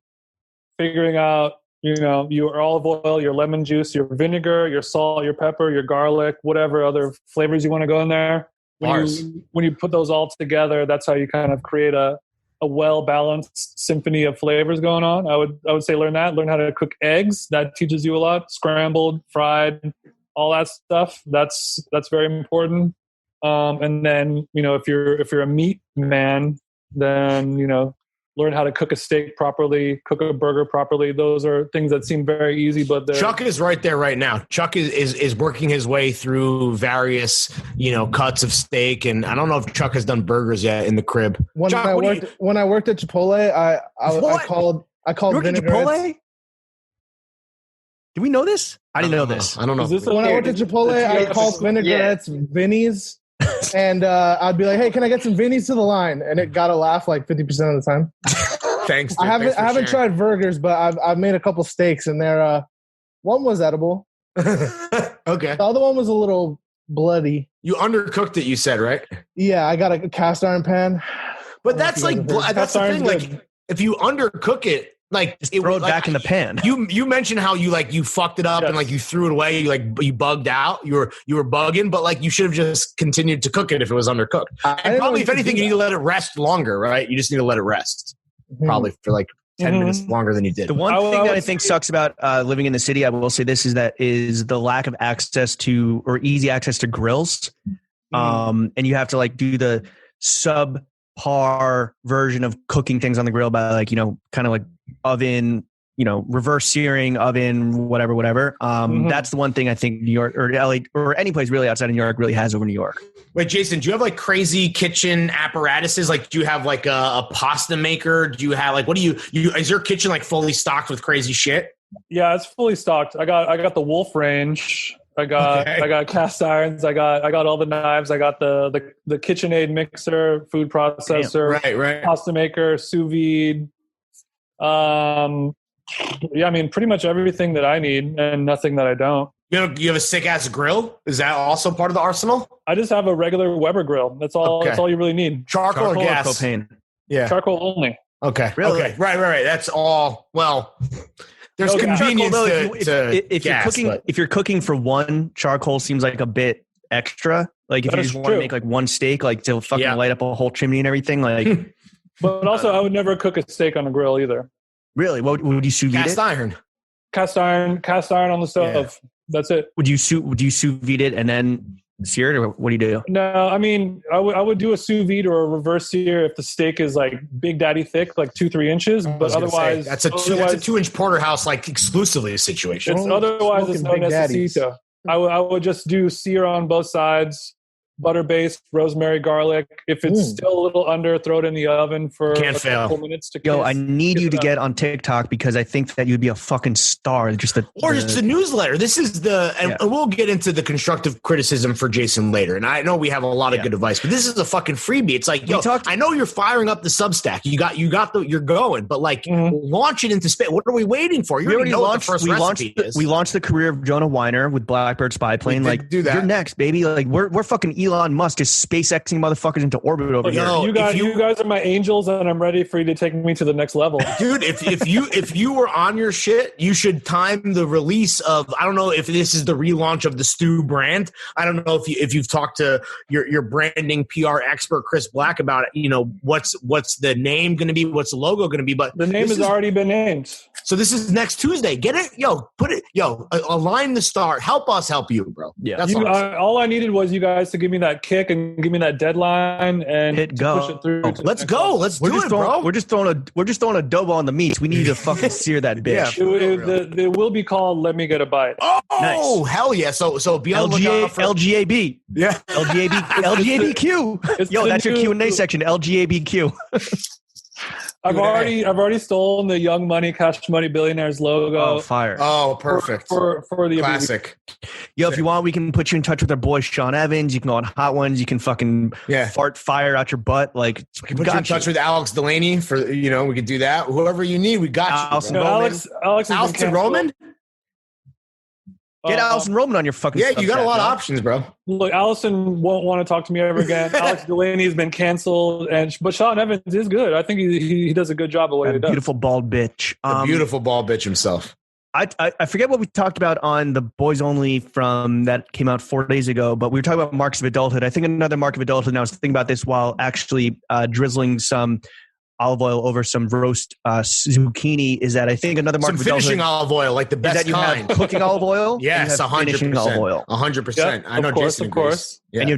And you have different types of salts in the kitchen. So Chuck, Chef, anyone listening at home, please take note. Yeah, that's dude. another. Flake. I mean, my last cooking advice is find things that take a daytime to learn and a lifetime to master. Wow, that's a fucking bar, bitch. That's a fucking big ass bar. That's a hot 16 out your ass. But it's find things that seemingly seem very simple. The instructions are so easy, but it's impossible to nail perfectly. This is steak, right, Jason? This is with Chuck and steak, right? Where it's like exactly like a steak. I told Chuck, every steak that you cook will be closer to the perfect steak that is never going to come, and that's the whole fucking point, bro. Jason, that's why it's the best, dude. Because you're always chasing that dragon, dude. It's the ancient Chinese saying: "Teach a man to fish."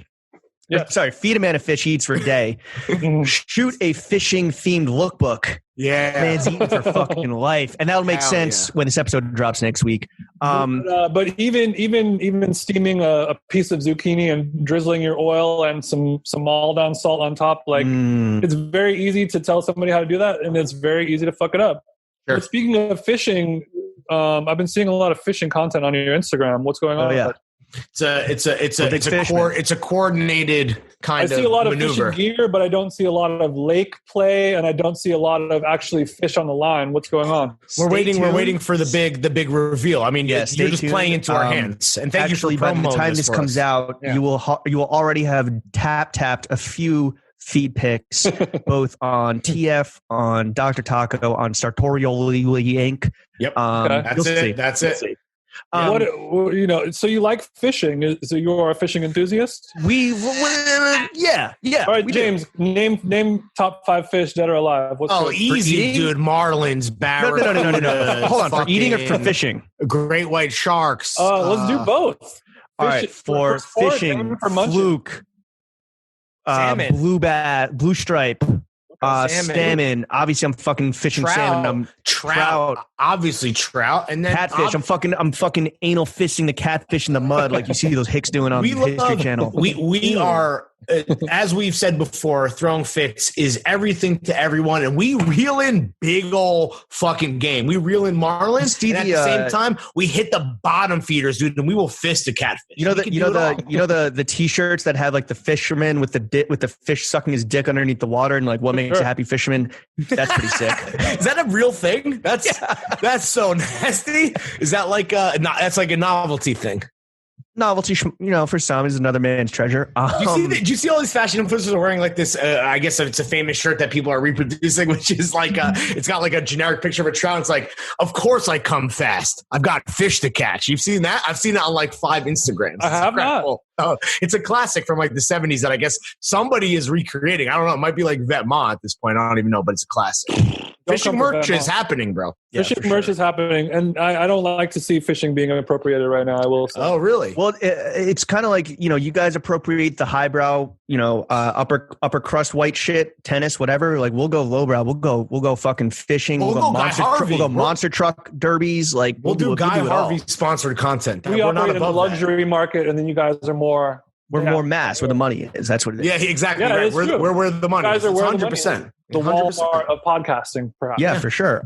Sure. Yo, Jason, I wanted to go back real quick to when you were straight edge. What was the first, how did you break your straight edgeness? What was the substance of choice? It was marijuana. What's the statute of limitations? Marijuana. Marijuana. And you're just like, yo, I'm never going back. I was peer pressured by the very same friends who peer pressured me into becoming straight edge. Honestly, isn't that always how it works? That's awesome, bro. That's classic. That's America. It really is. But I from marijuana, smoking weed. From breaking straight edge, from Breaking Bad with marijuana to throwing parties with Steve Aoki in like the mid 2000s and still talking about that era, which is like the DJ equivalent of peaking in high school and still talking about like winning state. What were the drugs of choice? How much do you think I talk about that, James? I Googled Them Jeans interview and it was all like Steve Aoki talk. Okay. Again, I don't listen to podcasts. I'm sorry. But what were the drugs of choice back then in the mid 2000s when Lawrence and I were still, in like middle school because we're like young and cool. Just a twinkle in our dad's nuts. When Justice was popping, when Daft Punk was fucking popping, when LCD Sound System was popping at these parties that you threw, which are like legendary shit, and how a lot of these people kind of went from like underground to like next level shit. Like what was going down? How much cocaine was being done? It was mostly cocaine. Yeah, I mean, I was never a cocaine guy, but I did do a cocaine cowboy. It's too hard to bend over the table for you. Yeah, his back would break, dude. It'll make straws fucking 3 feet long. You need the pixie stick straw. I was more life size, more of a Zanny guy myself. Oh, okay. Oh yeah, interesting. I was a bar boy. You guys. You were a bar back. A barman. Did you get into the whole like SoundCloud rap of a few years ago where it was all like Zannied out? Like, could you relate? I mean, not really. I was a like Zanny rap of 2 years ago. I was probably checked out by then, but I was more like, I guess just like mid 2000s codeine and Xanax type of rap. Oh, you were known to dabble in lean in your time? I've drank a decent amount of lean, but interesting. I don't really like it that much. Actually, what it would do? Because we just talked about this, where like this idea that like it really does empower rappers in the studio. I think actually even like, not to give him more credit, but Chris Black, I think famously once was like, that's steroids for Atlanta rappers. What does it do for a Gumby ass DJ such as yourself? Well, we were actually talking about this on the podcast a couple weeks ago or a couple episodes ago about how great minds think alike. What is it about codeine or lean that makes rappers, what does it unlock in their mind? How does it make them black out in the booth in a good way? Right. What about it? Because whenever I've consumed codeine, I just turn into a full dum-dum. Like I just lay on the couch and fall asleep. Like I don't know what time it is. I don't know what room I'm in. I can't do it. The few times, and really it's like one and a half, maybe full zombie mode. Mm-hmm. Not really. I don't like. I get that because that rocks if you need that, right? But it's sometimes crazy you to think of like, what's up? Sometimes you got to zomb out. Yeah, exactly. But like, it's crazy to think that future is like, okay, I'm gonna sip lean and I'm gonna do March Madness, right? Like, how does that happen? It's a tolerance level thing. I think you have to consume it so much. I mean, like the same thing with marijuana. Like, if I smoke weed a decent amount, so if I smoke weed, like I'm confident that what I'm going to say is going to be okay. But so to be a genius in the booth, you just need to do lean, a corporate amount of lean for like multiple years. You need to be doing lean Monday through Thursday if you want to be MVP. That's Friday good advice. That's really good advice for the kids at home. It's kind of like CBD, or it's kind of like Wellbutrin. Like it's not an overnight effect. Right. You have to take it for a couple weeks. Sure. And you got to really commit. Slowly start to see the effects of it. What was your performance enhancing drug of choice when you were on the ones and twos? That's Serato. Straight up alcohol. Mostly just straight up getting blacked out, and then getting drunk enough to where you're smoking cigs indoors is where you reach full peak mode. Did you have the swept over hair? Did you have the fucking Afghani kerchief shit? Did you have like the V-necks? Thank God, American Apparel like. Thank God I never did. I was during. You didn't have the Fallujah one? The Fallujah one? I would never. During that time, I was hyphy mode only.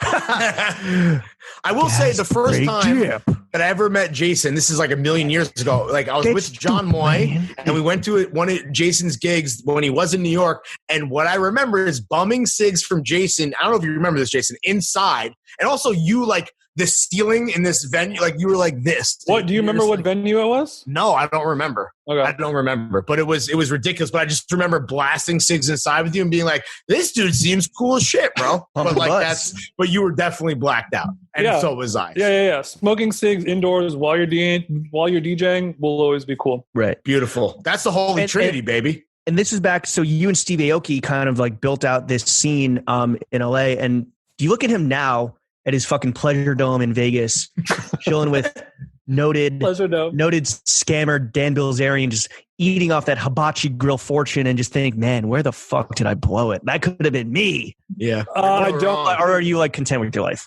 I'm very content with my situation. There's definitely times where I think of what would happen if I did that full mode. But I just could never do it. I could never like sell out. I always wanted to be cool. That's just what it was. And you have to take, those hits. You have to sacrifice, dollar amounts or success levels. When you say cool, you mean the version of you in your own mind that's like cool, or like not what people are telling you, right? That's what you mean. Yeah, just the version in my own mind. So you never saw yourself like wanting to like throw cake in people's faces and like crowd surf on a inflatable raft and like make a terrible logo that was based on like your hair and goatee? That just wasn't the life you envisioned for yourself? Is that what's happening in the Pleasure Dome as we speak? Yeah. I'm not familiar. It is. No, that was never for me. Like there was a moment where I had the opportunity to like, there was a fork in the road for me, and I chose to be cool bro, I guess. And, wait, so was the fork sell out or cool bro, and you chose cool bro? Yeah, more or less. Damn. What was How it that long one, ago was that? What was that one singular moment, or was it kind of like a growth? There wasn't a one singular moment, but it was more of just they're like, Jason, do you want a residency at the fucking Wynn Hotel, or the Ghost Bar, or do you want this case of orange wine from Slovenia? I mean, it's like, in order to do that, like to take that route, you have to like sacrifice a lot of things. Like you have to do work for money that makes you bummed out. You have to play gigs, you have to play events, you have to play parties that sucks the life out of you when you're doing it. And I would rather make less money and really do what I love and be happy about that than make a shitload of money. And that's what we're doing right now. And be embarrassed. And I feel like that red pill, blue pill like moment is something that like everybody has in their life to some degree. But I gotta imagine that like in the disc jockey game, that's like, it's like more pronounced than even like fashion, right? Like where you really do have these opportunities where it's truly binary, right? It's either cool or not cool, and you have to make that choice. How many uncool options did you take before you're like, now I got to course correct and I'm done for good? I mean, like you said, playing at Wynn, like doing DJ sets in Vegas is like, you can only do so many of those if you value yourself as a person before you start wanting to slit your wrists. But it is like amazing to do it. Like you have to play the worst music possible. It's the worst 2 hours of your life, but we found love in a hopeless place. It really is like short vision cash grab, like the fucking shiny object right in front of you, or you hold out and have the long term vision and just be like, look, if I want this thing, whatever this thing is, a DJ career, a podcast, like one day I'm gonna have a paywalled Substack about my food recipes. Just to have like to be your own boss, to have like longevity and sustainability. Like, you got to turn down a lot of these fucking checks that are thrown your way, which is like something. Do you have any regrets? Any regrets, TJ? I don't think I do. I mean, a lot of people might think that I should have regrets, but I don't think that I do. Everybody. Well, we haven't gotten to the meats and cheeks version of this podcast yet. Okay, TJ, why is your name Them Jeans? Yeah, what the fuck? Like, so I used to write graffiti when I was a teen. I used to be very graph. Man writes. Sick, dude. Very fucking sick, bro. We love graph on this pod, bro. And Jeans was the name that I wrote. And then there's a masterpiece song called Them Jeans. So I just, the worlds collided. Are you 6'9" or 6'8"? Because I read conflicting reports. Not just for my minions, but also the research that I did. Some said 6'9". Nice. Others said 6'8". Research. 6'9". 6'9". I may have been 6'8" a few years ago, though. I did grow a little bit. No fucking way. Later years. That's a disease, dude. You shouldn't be doing. You shouldn't be growing as a 40-year-old man. What's the worst part, besides not being able to cop good Johns or like having to accept a non-John life and like or walk in a doorway? Thing, what's the worst part about being so tall? I mean, I would say the worst part about being tall is it's a handicap that nobody has any sympathy for. Right. You're differently abled, but nobody gives a shit about it. No, nobody has any sympathy for it. And also everyone is envious of it, and everybody thinks that is like nobody is able to see the downside of it until they experience it, or until they see, or until they sit across me on a flight and they're like, right. Yeah, I mean that does happen. I'm a very flexible cat, so I have no problem scrunching up into a small small space. My man's hip flexor game is on fucking point. So now that flexy. Since you're a 6'8" man who then also grew to 6'9", and you've seen what it's like, you've seen how the other half live, right? What is the perfect height in your estimation? I would probably say like 6'3", 6'4" is no more than 6'4". That's the upper limit of what is acceptable now that you've lived your life as a fucking freak. Can you dunk? Yeah, you can dunk for sure, right? Yeah, but it ain't pretty. It'll happen, but it don't look good. Did you have aspirations to fucking ball in the league? Hoop. No, I grew up playing Little League baseball. Cook or go to the league. You know what they said to them jeans, dude. All right, boy, pick one or two. No, There's really options. I stopped playing basketball when everyone else in my school hit puberty, and then it wasn't fun anymore. You're like, hey, stop elbowing me in the fucking dick. Yeah, as soon as I stopped being the best person in the entire county just based off of my height alone. Right. It's like not worth it.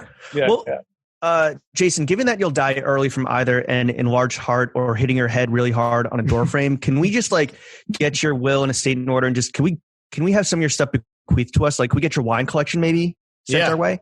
I will bless you guys with various kitchen utensils. Nice. Pasta maker would be fire. Yeah. I have that. I also have a lot of USB cables, XLR cables, and various SD cards at my disposal. That's your legacy. You're just the cable guy. Yeah. You're a gear guy, right? Little flick. That's the thing. It doesn't matter what are you into fucking John Deere's, what are you into fucking watches, what are you into cast irons and fucking pasta makers and DSLR cables. Every guy is a gear guy. That's really what it comes down to, right? In one form or another. Mm-hmm. And speaking of mortality, you just turned 40, right? Well, you will turn 40 in a few days, but by the time this comes out, you will have turned 40. Happy birthday. How does a 40-year-old professional podcaster celebrate the birthday? What do you have planned? Yeah, what's the vibes? Well, I don't have any plans. I don't really plan anything for my birthday ever, but my girl is doing something for me for the whole week. She has a whole weekend planned out for me, and really? I truly don't know what it is. It's a surprise. Is this what you guys do for each other? Like you plan like big surprise experiences? You're an experiential marketer, right? I hope it doesn't let you down. I hope there's an Instagram moment. I hope there's a living wall. Yeah. A living wall. Bro, I'm so glad I never have to see a living wall ever again. All walls should be dead, bro. That's what we're saying. Kill all walls. Holy shit. So you have no idea. You have no idea. I have no idea. All she told me was block out this weekend, from Friday night to Monday morning. Don't have anything on your calendar. Sick. Do you have to pack a bag or like? I might have to pack a bag, yeah. Okay. All right. So we'll see. It could be a little trip. We'll see. That's a grown ass man birthday, dude. Yeah, that's an experience. That's a 40-year-old birthday. That's an experience. It's not a thing. It's an experience. It's invaluable, dude. It's priceless. But I've never been a big birthday guy for celebrating my own birthday. Birthdays don't really. It's not a milestone for me. Do you celebrate the holidays? No, I don't care about any holidays. How are you celebrating your midlife crisis, your impending midlife crisis? What do you think is the next phase, right? You did cooking, you did DJing, you did straight edge. Like what is going to be the next like pathetic hobby of yours? Right. I mean, cars. Yeah, cars. You being under the hood guy would be so sad at 40 because you're also too tall, bro. No, you gotta get one of those you gotta get one of those little vintage like European cars that open from the front. Yeah, dude. Yeah, what do you think? The boots in the front. Yeah, what do you think is that like the next frontier for TJ, if there is one? Because you are dangerously hitting that point where like you could make a bad judgment call. Arguably your first ever. You could continue aging gracefully into becoming like a cool guy and like, or still being a cool guy and like pursuing these interests. Or to Lawrence's point, you could make a wrong turn and all of a sudden be like, yeah, I'm into mono scooters now. Like that's my fucking thing. Yo, you're potting again. Like potting again makes me think that like you're on the wrong path. So I just wonder like, where does this end? Like, what could it even be?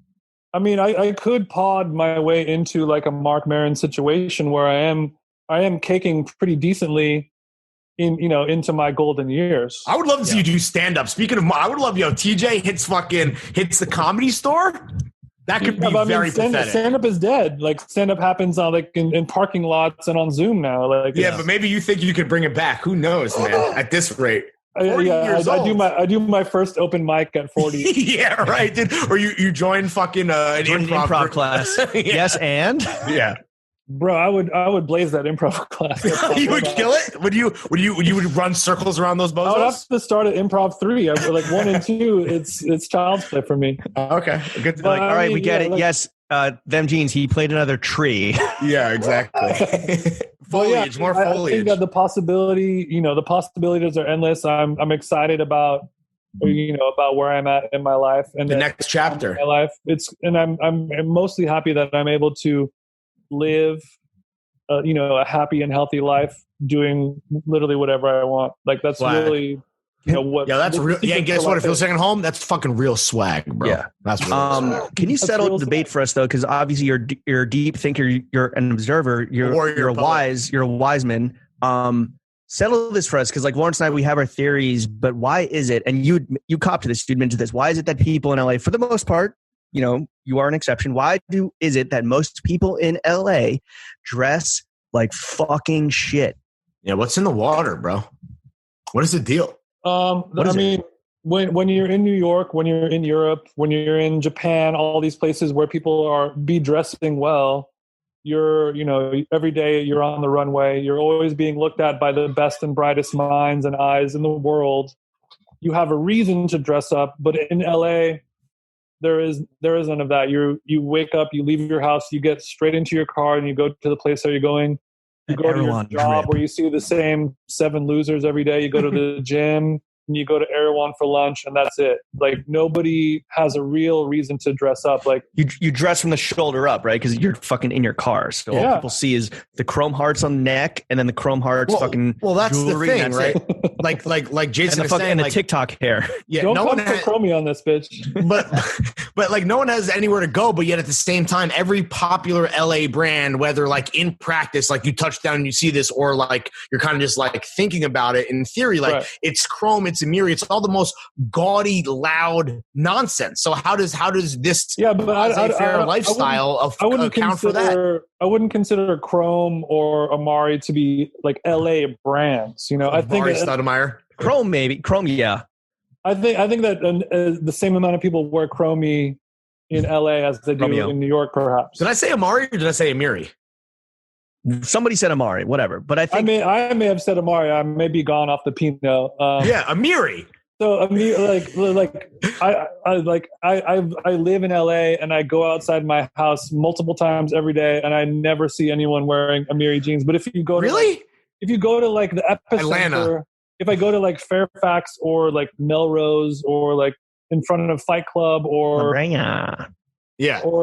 La Brea or whatever, then I will see like 1 or 2 people wearing those jeans. I think it's less Amiri, and I think it's more that LA being the influencer capital of the world, both A-list and fucking struggle bus, right? You have all these brands that live or die by the influencer economy, and so you have that like stand out and pop on IG, things like that. All these brands that you've never heard of, but are dressing people or paying them to wear their shit and post their shit, and it's just like fucking garbage, because it's just people wearing it because they get paid to wear it, and that's it. Yeah, I mean that's just like the influencer or the TikTok of clothes. Like, it's not a real thing. It's just like the same 5 It's marketed to feel like a real thing, to compel fucking losers, civilians, fucking pedestrians to buy this stuff, but it's not actually impacting culture in a real way. It's all a scam.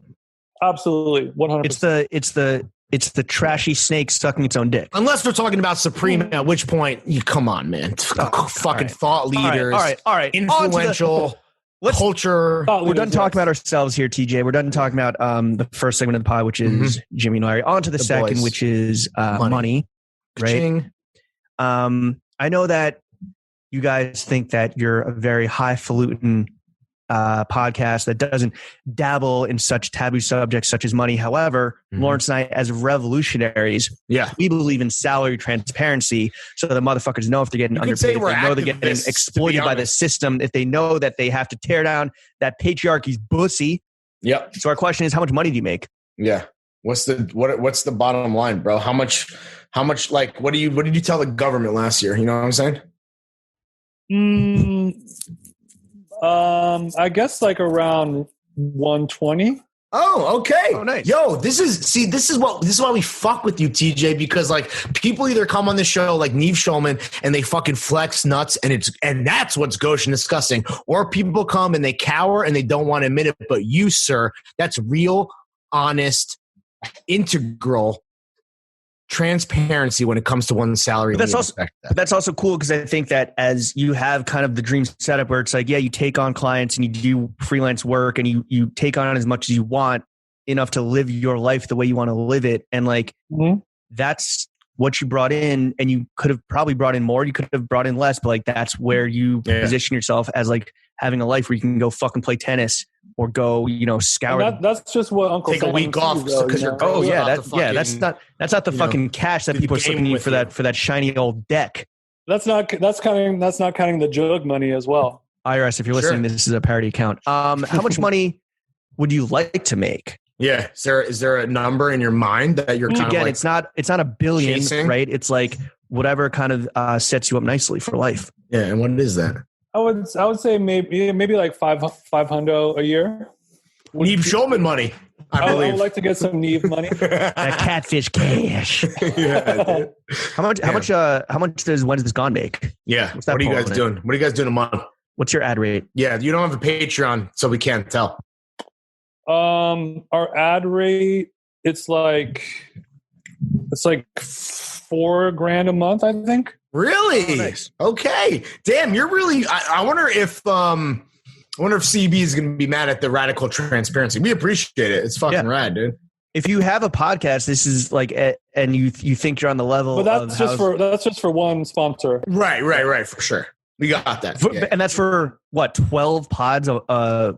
Yeah, that's for what, 50 hours worth of podcasting a day. The amount of impressions that we have is 3x yours. Sure. Just by nature. You need viewers, though. That actually makes us look worse, but it is what it is. It's a good biz dev tool, actually. No, you guys are more prolific than Plies. Like, it's fucking nuts. Yeah. Your output. That's high praise because I'm big Plies Hive on this side. I'm fucking awesome. Whether it's the money that Uncle Sam knows about, maybe Uncle Sam doesn't need to know about. Mm-hmm. What do you like to spend your money on? Like, this is how we kind of truly judge your priorities in life, because we live in a capitalist framework, because Bernie was fucking hosed by the DNC. What do you like to spend your money on here and there? Yeah, besides more kitchen appliances and apparatuses. And ribs. Yeah, and rib rub. It really is pretty much food, and then like stuff for the home. Yeah. Food like furniture and art? Like when you say home, when we're talking home goods, what do we mean? Or is it like all this ceramics? I'm talking more outward facing, external stuff, lawn maintenance, things like that. Stuff for interesting. Front yard, backyard situation. Are you a home owner? LP and I do have that, yes. Wow. So you're operating on a whole different level, which is like, this is the spot and we want it to look fantastic from the yard. I do a lot of yard work. Yard work is a big hobby of mine. In landscaping. Landscaping, I'm watering, I'm pulling weeds. Where do you live? Yeah. I live in Glendale. What's your address? What's your address? You guys going to do the address? Oh, you live in the Dale? I live in Glendale, bitch. Dallas? So it's a suburb of Los Angeles. I used to live in Atwater Village, which is like a very like high dollar hipster area, similar to like a Highland Park. But now I moved further into suburbia, into Glendale. What was the last notable purchase you made for the home or for the yard? I mean, probably just a TV, actually. Oh, really? Mm-hmm. Just got a Samsung 55E, no biggie. Ooh, it's a smart TV. That's corner to corner, folks. That's corner to corner. It has built-in Netflix as well. Yeah, nice. Smart. That TV's got that's brains in. Yeah, that's you did not blow it out of that fucking smart TV. I'll tell you that much. Brains are intact on the Samsung. Okay. All right, let's get into you mentioned the LP of the life partner a few times. Let's get into the third and final segment of the podcast, which is Meats and Cheeks. Mm-hmm. Sex and dating, sucking and fucking, baby. Okay. you're booed up, right? Like obviously this is someone you spend a lot of time with and yes. You own a home with. So here's the thing, right? You don't need to look good. You can let yourself completely go. So my question is, why are you so into fitness? She loves you for who you are, your personality. But why are you so into fitness and looking good if like you already have someone locked down and committed? I'm not. You don't have to trick them into fucking you. I'm very little into looking good. I really don't care about that much. Okay. You're into living large. I don't put really any work into my physical appearance other than like she cuts my hair once a month and I take a shower every day, but otherwise I'm not. Wait, so when you play tennis, that's like your love of the game. It's not fitness. Well, in terms of fitness, that's more of a mental thing. Like I like it's more meditative for me. I like all working out or just zen. Tennis? It's zen. Because what about jumping rope? Like that's fucking hard. Or hiking, I guess, is pretty zen though. I guess you're not doing that. You're not doing that for the fucking cum gutters. Like you're actually doing that for long elongating your life. It's a little column A, a little column B. It's nice to get the gutties looking crispy, but deeper than the Mariana Trench. I hope. Yeah, it's half physical, half mental for me. Like it really is about like building yourself up. Drinking so much coffee that you're blasting and you're going insane and then sweating it all out, cycling, tennis, working out, kettlebells, whatever it is to blast it out. And then you kind of have like this calm over you that's above that you're saying that's above the ears shit because could you even gain weight? Like the way that you're shaped, the way that God fucked you up, right? From jump, like, could you even, and whatever your metabolism, like, do you wake up one day and you're like, TJ gained 20 pounds. I look crazy now. Like, does that happen to you? When I was like in the middle of my DJ, like peak career in like late 2000s, I was probably 50 pounds fatter than I am now. 50? Where was that? 50. Yeah, where did it go? That's the problem. Get a fat ass. That's a fat fucking ass. No, when you're 6'9", like nice. You can gain and lose 20 pounds every day, and nobody would ever. Right. You're not even in their field of vision, bro. I woke up one day and I was like, "Damn, I'm fat."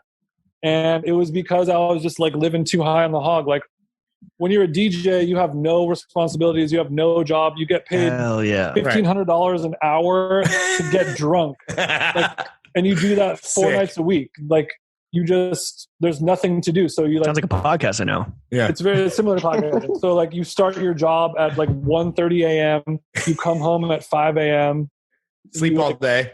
Eat. And then you wake up and then you're like, I guess I'll play Call of Duty and then like look at fucking, look at Twitter or whatever. And then but I spent all my money on food. I love food so much. So when I wasn't getting blackout drunk, drinking 5,000 calories worth of alcohol every night, I was like going out on these like balling ass meals, going to crazy nice ass restaurants.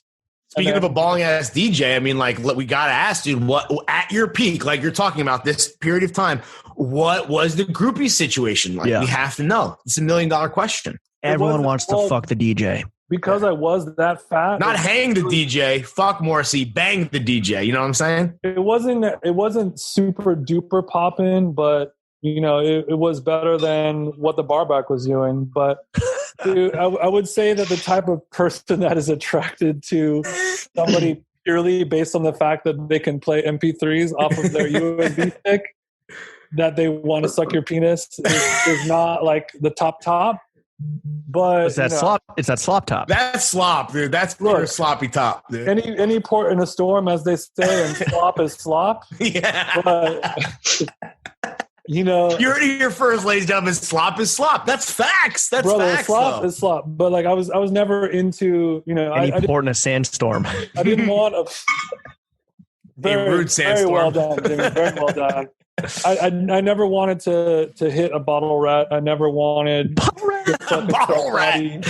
Damn, a gutter snipe, dude. A bottle rat. Well, was that ever? I guess like so. You had your head on straight, your brain head. Where you're just like that was never the groupie situation was never like. It was embarrassing. You may have seen like Aoki fucking piping down. I don't know, like car girls or some shit, and you never were like, yeah, that's like where I want to be. No. A horde of bottle rats. Aoki just beating them off, dude. Look, there are.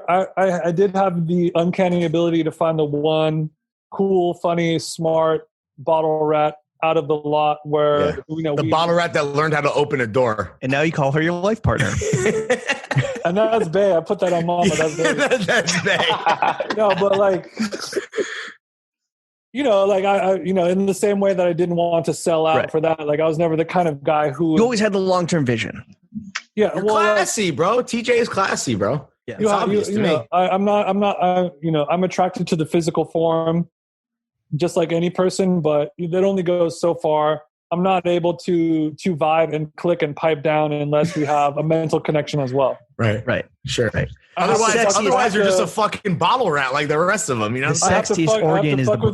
I have to fuck with your tweets. I have to fuck with your fits. I have your to taste fuck with, level. Yeah, your taste level, all that stuff, or else I don't want it if it's that easy to quote Tupac. It's classy. Cheese eating fucking bottle rats, man. It's classy. Speaking of class is in session. We got two Gramiolis patiently waiting, unmuted, but sometimes still on mute, even when laughing at my jokes, and Lawrence's jokes too. Thank you. Be honest. We want to open the mic. We want to open the floor up to the Groms, and now they've already been unmuted. But in 60 seconds of thirst, both Chuck and Chef are going to ask you anything, maybe pitch you on something. Maybe they have an idea. I don't know if they did their homework and thought of something beforehand, or if something came up in the course of conversation. Chuck, you've been a good boy. Let's go with you first. Tej, I was always a big fan of the Tall Tales podcast. It was during the era where you were talking about your coffee enemas, and I was wondering if you're still boofing the Java, still popping the gooch. Yeah, if you're still putting that bean juice up your guts. Unfortunately, I've hung up the hose, my brother. In the rafters.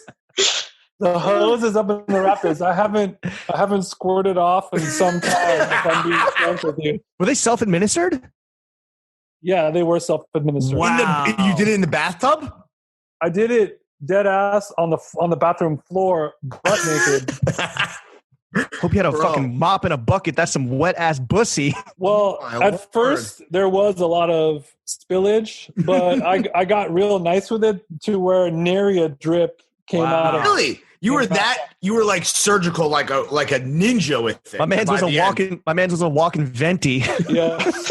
I was nice enough with it towards the end of my career of boofing Bean that not a drip was spilled. And but I do miss it, and we call that a good home brew, ladies and gentlemen.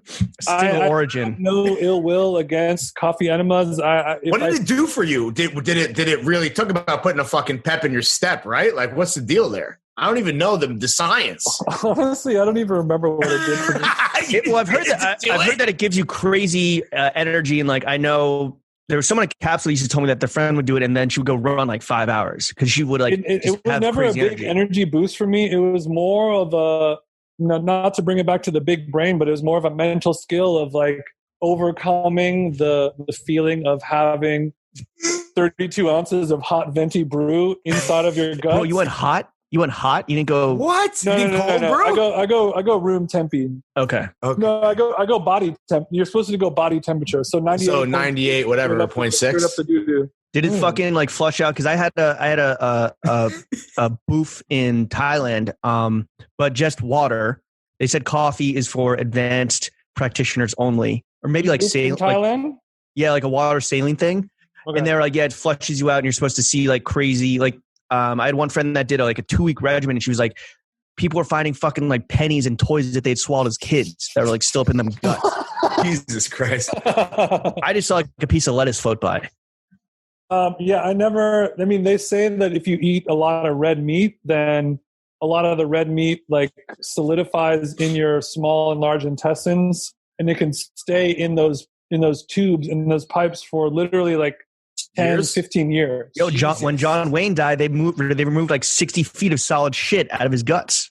Or is that Elvis too, right? I mean, those are just like disgusting individuals. White men. Dead ass. Yeah.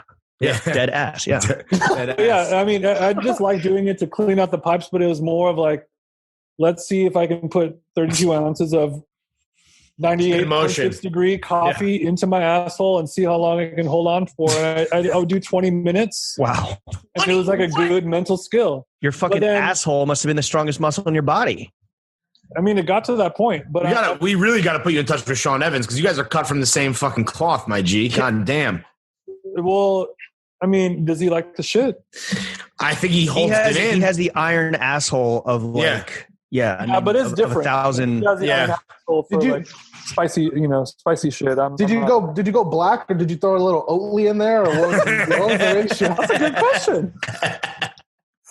Some foam.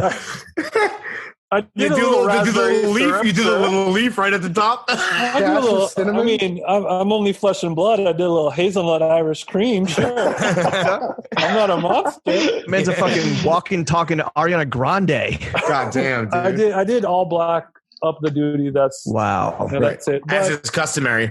But that's what we call that brown eye gravy, my G. You know what I'm saying? Would you make the coffee or would you brew the coffee yourself or would you go out and get it from the fucking Laurel Canyon General store and then come back? Box of Joe from Dunkin' Donuts for the TJ size. I did. I know. I only brewed at home. I mean, I never go to a coffee shop even for when the coffee goes in my mouth hole. What are you a French press guy? What do you obviously you have good taste. So what's I'm a pour over V60 boy. Me too. You do cold brew? What kind of beans are you grinding? I mean, I'm all the beans that just get flowed to me, whatever it is. That's a good flow team to be on is Coffee Flow Team. I choose to support a black-owned roasting house called Brick House, but if you're on the flow team, that's cool too. Thank you for your service. Yes. I was also going to check the box on signal signaling. TJ, if you guys run out of guests by like 2023 or people I'm down to chat whenever. You guys should have Chuck on. You guys should absolutely. Chuck when's this gone would actually. Speaking of blowing James and my numbers out of the water, I mean Chuck asses in the seats like nobody else. The people's champ. I mean, you guys skew a little. You guys skew Prestige Persona for sure. Yeah. But again, if you want fucking the Ute dem, you need Chuck. The Ute dem. If you ask me, Chuck is Prestige in my eyes. Absolutely. No, I'm saying he's Prestige and he speaks for the fucking That's what I think. I don't know how you guys think, but we value him for sure. He's our son. And he did and Chuck, buddy, you did so good just now. Can we just say it publicly? You did so fucking good. I'm honestly what I'm most excited about for this next run of we're on an unprecedented run of pods, but I am really excited that Chef and Chuck are now unmuted because I do think that their contributions are maybe unheralded or unrecognized by Lawrence and myself, but I just want to publicly say we want you guys to become more active players in the game. Yeah. Besides just all that you do behind the scenes. It feels I'm talking to Chef. I'm not talking to you. It feels a little backpedal energy, but better now. You gotta. I'm just on my fixie. I'm just trying to break. Yeah, and how about this? Let's just talk to Chef. Toss it to you, buddy. Let's see what you got going on. Bro. The floor's yours. Go for it, Jeffrey bro. Epstein. Yeah. There's no way I'm ever gonna fucking match that question. But mine is dude. What's the worst request you ever got as a DJ? Ooh. Oh. Another fire question. Chef, can you even? I mean, there's got to be so many. Don't shortchange yourself. I mean, it has to be swimming in the Logic world. Someone asked for the Logic suicide song in the club. It had to have happened, but anything. Was it Logic? It could have. Logic himself. Yeah. I mean, things are looking really dark right now. I just need to hear this Logic song. I've had a lot of requests, bad requests in my day, and I have there's a dollar amount to it where if you have a bad request, then pay me, give me $100 and I'll play it. You have integrity up until a point. People can buy a request out of Teach. Well, what about if they were a celebrity? What if they were a celebrity or the club owner? Would you have to play it? Well, that's happened to me before where I was playing this club and somebody a big bottle buyer requested Journey. Triple B. They wanted to hear Journey. What is that song? Don't Stop Believing. Yeah, they wanted to hear Don't Stop Believing. Don't stop buying big bottles. And I was like, bro, it ain't gonna happen. And they literally cut my audio, and then the sound guy played it off of his iPhone. Incredible. Because you got snaked by the club. Nightmare. By Big Club Inc. So if you don't play up, they'll find a way to do it. But so then what's like the best request that you would like love to hear? And I don't know if there's even an answer because, right, do DJs want requests at all, especially ones that don't come attached to some fucking cold hard cash? But is there a song that anyone would ever request from you that you were like, you know what? Say less. International Players Anthem. Let's go. Boom. Well, Jimmy was saying it earlier. Rihanna, We Found Love. Really? That's it. Is that the outro music? That's the best song to play in the club? It depends. Get the bottle rats going. I would never. I don't get that many requests when I'm in the club. But if I was playing maybe like say a wedding or an event that was out of my element, the amount of requests I get are just like, can you play Bruno Mars or can you play like nothing but like really really bad music. Top 40 like, bullshit. Not gonna do it. Not gonna do it unless you bless me off with a hundo. Then we'll talk. But if like a drunk ass bro or chick comes up and is like, can you play Rihanna, We Found Love? Like, it's a happy medium. We're all on board. Win-win. Is that not what's happening right now as we end the pod wars? We are finding love in what was thought to be a hopeless place. I think it's actually quite a poignant request, and I think it would be perfect outro music, Chef, if you want to make a note. Larry, that you did tie it all up in a nice little knot, didn't you? And we still got 8 hours to go, dude. So like, you know, you might want to turn the ribs down to 175. I don't know if that's halftime true. show. I think this is kind of the ninth inning. We're coming. We're in the red zone. We're at the 20-yard line. Yeah. Please know your sports. Jason, as a taste lord, albeit an understated, subtle one, which is the best kind, to be honest. Of course. Thanks. We want to know what you're fucking with and what you're not fucking with in the segment we call Fuck With Not Fuck With. That's a working title, my friend. Yeah, I don't know if you have any suggestions or constructive criticism when we come on the pod, but maybe you can name that for us. Or, I mean, you're a fucking marketing man. Like, come up with a name for us. We'll give you $150. You guys have been calling it Fuck With Not Fuck With for a little while now, right? No, if we ask when's this gone creative agency LLC, they're going to go with how about mess with not mess with potential mess with and also not potential messing version. Yeah, we don't like using adult language like you guys. You guys use cool bad words. I just meant like just uninspired doo-doo head shit, but whatever. All right, we want to know Doo-doo head. what are some brands that you're fucking with, and it doesn't have to be clothing, baby. John's, garments. It can be brands in the world of brands. And pasta your makers, tennis rackets, fitness classes. Let us into the Teej world that you're brands fucking you fucking with right now all across the board. Best of the best. I like a brand called Weed Sport. That is, it's a company that makes marijuana-based sports lubrications and rubs and salves. I can vouch for this. I've been on the CBD flow. I think we kind of all have. Shout out Weed Sport, friend of the pod, friend of both pods. Actually, maybe one of the few unifying factors and armistice angles in the pod wars. Go that far. All right, so Weed Sport. Weed Sport. Cool name. It is a cool name, isn't it? I mean, it's a good question. I guess for kitchen stuff, I like a company called OXO, OXO. They make of course. They make great brushes. Yeah, their utensils are phenomenal. Great brush. Do you use, when you wash your dishes, do you use a sponge or a brush? Great question. I'm a sponge man. Okay, I'm a brush guy. I'm a sponge guy. I used to be a brush boy, but I switched it up for a spongy. Interesting. All right. Sponge. What about bottled jeans pants? You know what I'm saying? What about sparkling? What about bottled sparkling water? I do like the brand Gerolsteiner. Okay. Right. What you're using when you're mixing, dude, you pour it up.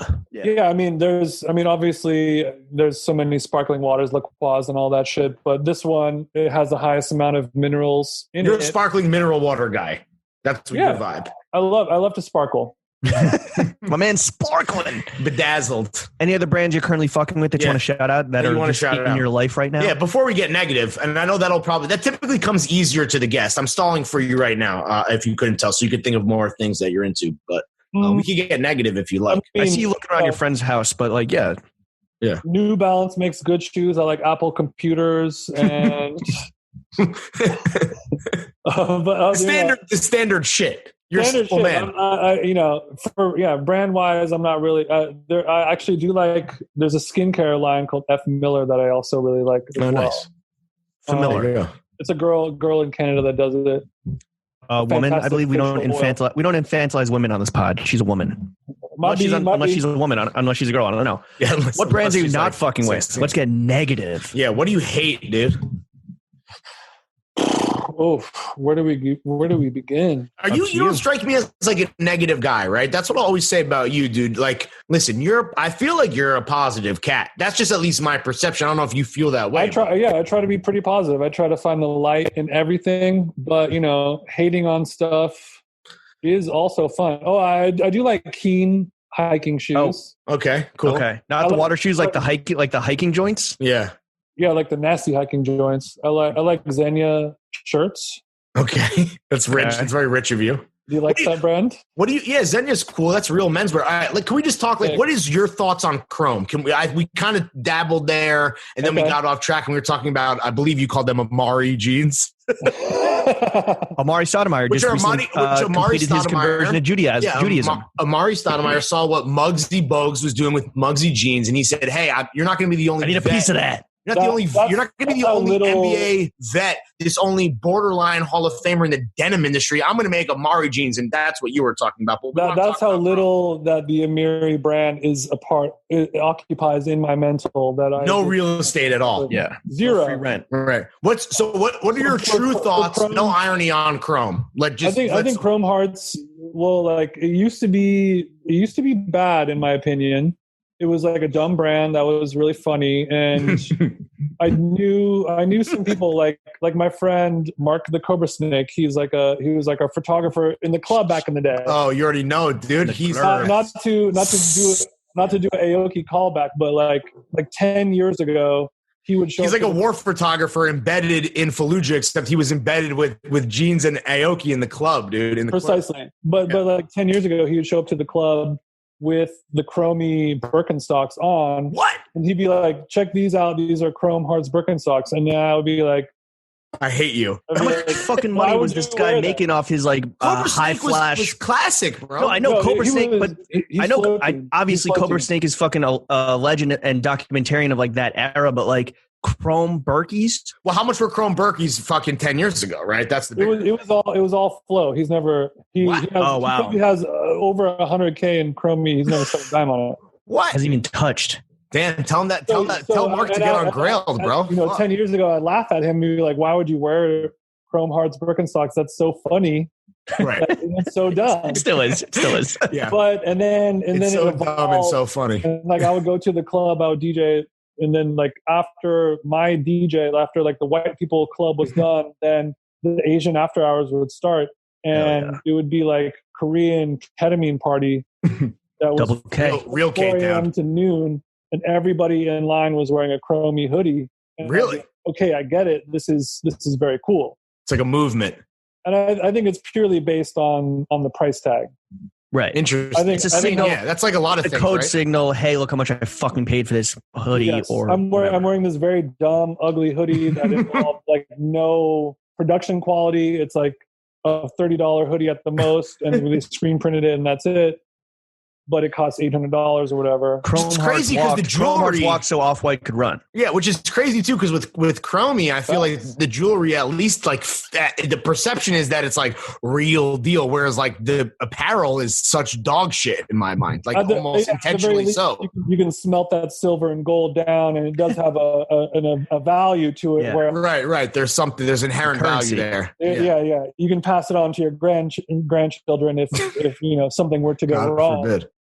Any other brands that are occupying your daily that you just are like, that's not like Tesla's? I don't know, like those fucking Tesla's fire, baby. Okay, really? What about I'm trying to think. I don't even know. Like what's another LA thing? I love Squirrel, like Squirrel Jam and shit. Like Air One. My girl has a Tesla, and driving it is a real treat. Does she drive it or does the car drive it? Yeah, who drives a little bit of both, brother.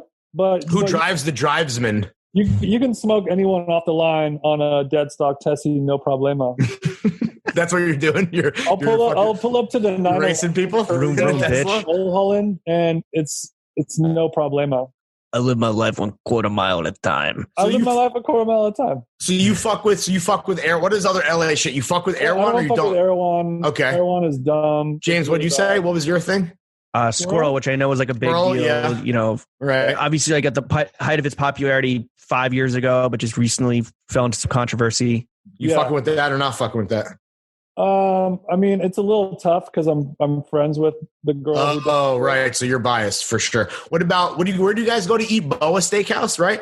Well, how was that? Yeah, I go to Boa every day of my life. What about these TikTok party houses? What do you think of these? The fact that the hype houses. The hype houses, the content houses that are like flouting the fucking rules and becoming super spreader events. And then getting their like water shut off. I think it's very funny and very cool that their water and power is getting shut off. Like, yeah. I mean, a lot of people will argue that it is going against like the basic freedoms that somebody has of like, I shouldn't have my water and power cut off if I just had a party at my house. But right, life, liberty, and the pursuit of getting fucking lit, baby. Yes, but I think it's the reaction of like, you know, these are people. These are like 18-year-old, 17-year-old, 15-year-old kids who make millions of dollars. So you can't just fine them $200 for having a party, right? And hope that will do something. You have to, you know, you give them 10 fines. The cops show up. Eventually, you're going to have to shut their water and power off. Would you DJ one of these parties if the price was right? Would you Would you be the nucleus in the super spreader? Yeah, absolutely, no problem. Yeah, without a doubt, bang my line. Yeah. Has this new generation of celebrity, like, you know, previously you might see like the whole celebrity aspect of LA is probably like behind, you know, gated communities, yes. You know, behind the fucking paywall. Now this new generation of like turbo influencers that are just fucking juiced are very much out and about. Like, have they affected your experience day to day? Like, do you come across them and have they affected like the general LA landscape at all, in your opinion? To me, it's like when you guys would go to Times Square or something like that. Like, you can live in LA and never come across them, and you can live in New York and never come across those people. But it is fun to like go to West Hollywood and see, you know, a peek behind the curtain how these people are living, and it feels like you're going to, you know, Disneyland or something like that, because it's just a world that does not exist. It's like, oh, look, a fucking chromed out McLaren. Yeah, at Boa. It's like, it never gets old, and it's nice to be able to retreat away from that when you want to live a normal life. But when you do like get a little cheeky feather up your ass and you want to go squirt off in West Hollywood and see an iridium chromed out McLaren, you can do that whenever you want. Let's talk about, let's get into the next fuck with, not fuck with topic, which is a topic near and dear to your heart, near and dear to the eyes, or the sides, of the face. Music. What music are you currently fucking with? You're a tunesman, bro. Give us some recommendations. We already got the outro music sewed up with Riri and Drizzy Calvin. Drake, but you know, we're always looking for new recommendations. I don't think Drake's on that. I think it's Calvin Harris. Is Drake on Found Love in a Hopeless Place? Or it's Drake about is not Drake? on there. Oh, my bad. What's the other one? What's their Work, strictly Calvin and Rihanna. Oh, okay, cool. Taylor Swift's ex-boyfriend. I'm really into this guy Chris Brown. He's been killing it lately. Oh, well, you know. So you're separating you're separating the art from the artist. Yeah, Team Breezy. Who do you want to see him go on versus? Who do you want to see him go on versus against? Usher? I mean, it kind of has to be Usher. Usher would blow him out of the water, dude. I don't hold them in the same esteem, but maybe I'm underestimating Chris Brown hive is fucking. Chris Brown hive is serious. Larry. I do, but Chris Brown is such a fucking piece of shit, dude. Yeah. Yeah, what are you gonna do? So you're fucking with Breezy. Breezy. I mean, nowadays I mainly just listen to like ambient music. Like Aphex Twin, Tim Hecker. Oh shit! Yeah. Really? I do a little Hecker. I do a little Aphex Twin. You know, like oh baby. You know, I'm big Barry. You're a real resident advisor. I'm a big resident advisor. I mean, I mainly listen nowadays to like NTS. There's a playlist called Slow Focus. I just blast that all day. Is that more for like Tej's mental? That's what we're talking. It's all for you. It all comes back to the dome piece and what's happening to me, inside. Music is prescribed for different scenarios in your life. So if I'm drunk, if I'm going to the club, if I'm turning up, if I'm with my boys and I'm listening to rap music music from 2009. I'm listening to Plies. I'm listening to Chief Keef. Yes. I'm listening to Young Dolph. I'm listening to all of that stuff. So, Yo, thank you for the Young Dolph outro when I came on How Long Gone. Yeah, that was sick. Also, That I was was a good listening moment. to your podcast earlier, and you did a Maybach Music pun, and I don't remember what it was, but it was a good one. Yeah, you did it a was, Malin and Gets. That's right. Oh, that's right. That was It took me a brief moment to get what you were doing, but when I got it, I was like, that was It's sick. a slow burn. My humor has a slow burn. That's why I need chefs and Chuck's instant giggles. Jason, you need to have, validate me. you need to have a hilarious, little bit of a dude. high IQ to understand throwing fits. You know what I'm saying? I think 09 Rap. I appreciate that. 09 Rap was a movement at the time, you know. Absolutely. It was the peak, I think it was the nowadays- peak of the art form for a lot of people. You know what I'm saying? So you have music has to fit the action and the vibe of the moment. Yes. Interesting. So, Agreed. yeah. What do you listen to get pumped up the podcast? What's your typical? Do you have a routine, and is music a part of it? No, I've never been pumped up to do a podcast in terms of music. Okay. Is it pumped up kicks? What about what do you work out to? I work out to podcasts or Really? podcasts. Because it's like distracting, like as you fucking twirl a rope around your body or whatever. You know, to tie it all back to physical fitness being also a part of the mental piece.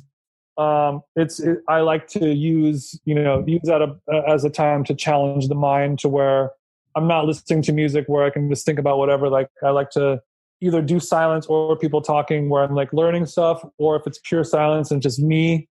And then it's just me tackling my demons every day. Nice. Very zen for sure. I put on the YouTube mix, the 100 most brutal drops of all time. Are you a dubstep head? Oh yeah, deep dub. Big head, dude. Google dubstep Santa, and you'll see what the fuck I'm talking about. Welcome The guy that does the fucking club, baby. the guy that does the link drops, I needed to include dubstep Santa in the Reddit post. I like listening to this guy named Zombie, Zomby. Rob, first name Rob. Robert.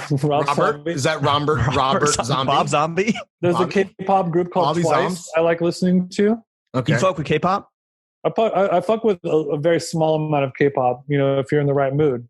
Did you guys know that Jackie Chan, noted Asian American rapper, was the he played host in some sort of music ambassador program to a K-pop group when they visited the US 15 years ago when they were teenagers, and that group was BTS.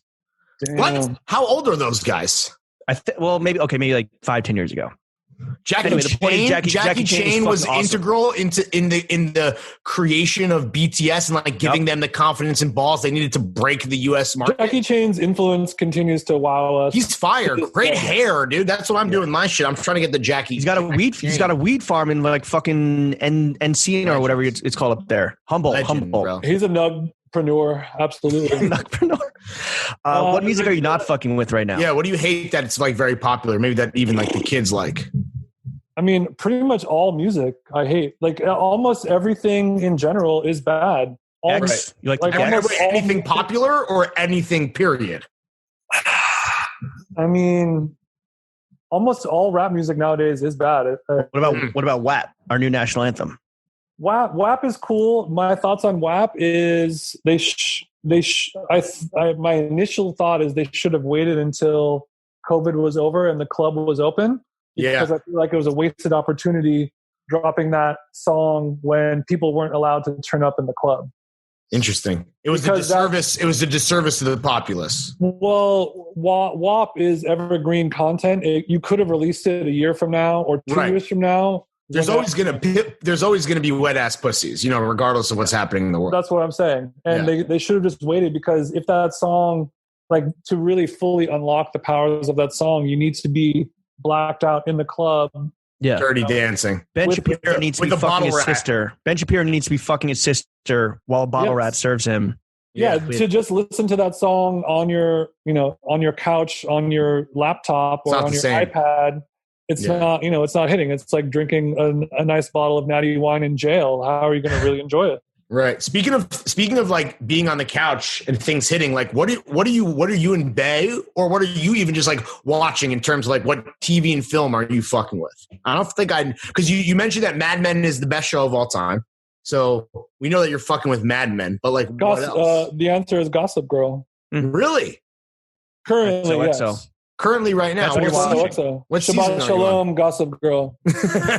Does it give you pangs for visiting New York? Yeah.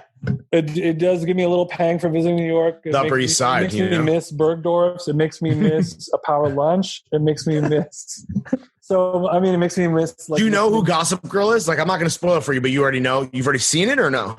Claire, I'm on season 2. Oh, so you don't know who Gossip Girl is? I don't. I also didn't even know that they reveal who Gossip Girl is. Oh, yo, it's revealed. It's revealed. You'll see.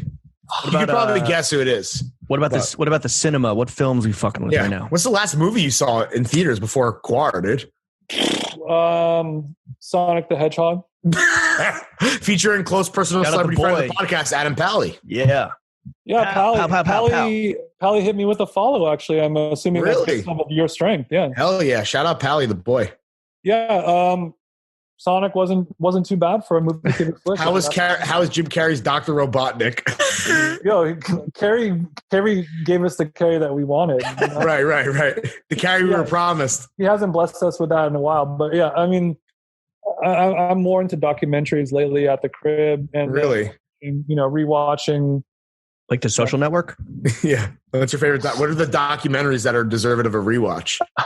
Blackfish? I can't think of any right now. Catfish? Just watch Dior and I. Oh, great. Classic. Hit the bong and watch Dior and I. That's a really good one, dude. Not the dry eye in the house. You want to talk about Living Wall? Fam, come fuck with Dior and I. Yo, there was that period of time where so it's Dior and I, the September issue, the Last Emperor, which is about fucking Valentino, which low-key is like the best one that people haven't seen. And then there's the Dries one as well. Yeah, Dries one was good too. Oh, I mean, it's Dries. The man had a nice little garden, didn't he? He does. Chateau Dries. Come on, bro. His garden is Edenic. I don't know how to say that. Yeah. Edenic works. Is there any film or TV that you're not fucking with that people are hyped on that you're just like, this shit is ass? Tiger King or whatever, whatever you guys are complaining about on the Hipsters Chad podcast. The Indian Hipsters Matchmaker Chad podcast. The Hipster Chad podcast. The Hipster Chad Variety Hour. When's this gone? I mean, yeah, like any. Chris hates TV besides Bravo, which we also like. So like we connect there with him. But are you? It feels like you're lashing out because I didn't want to talk about reality television, Larry. Wait. Oh, I didn't. James. No, I had asked earlier just so I didn't put my foot in my mouth like you just did and try to talk about reality TV. Which is when James hit me about what was and wasn't on the table, he did not mention reality television. So that's James. Well, it's not off the table. It's just that he doesn't watch it. So okay, so now we know. So you're not fucking with it. Easy money. What about foods? Let's get into let's tap into the gourmand aspect of them jeans. What foods you be fucking with right now?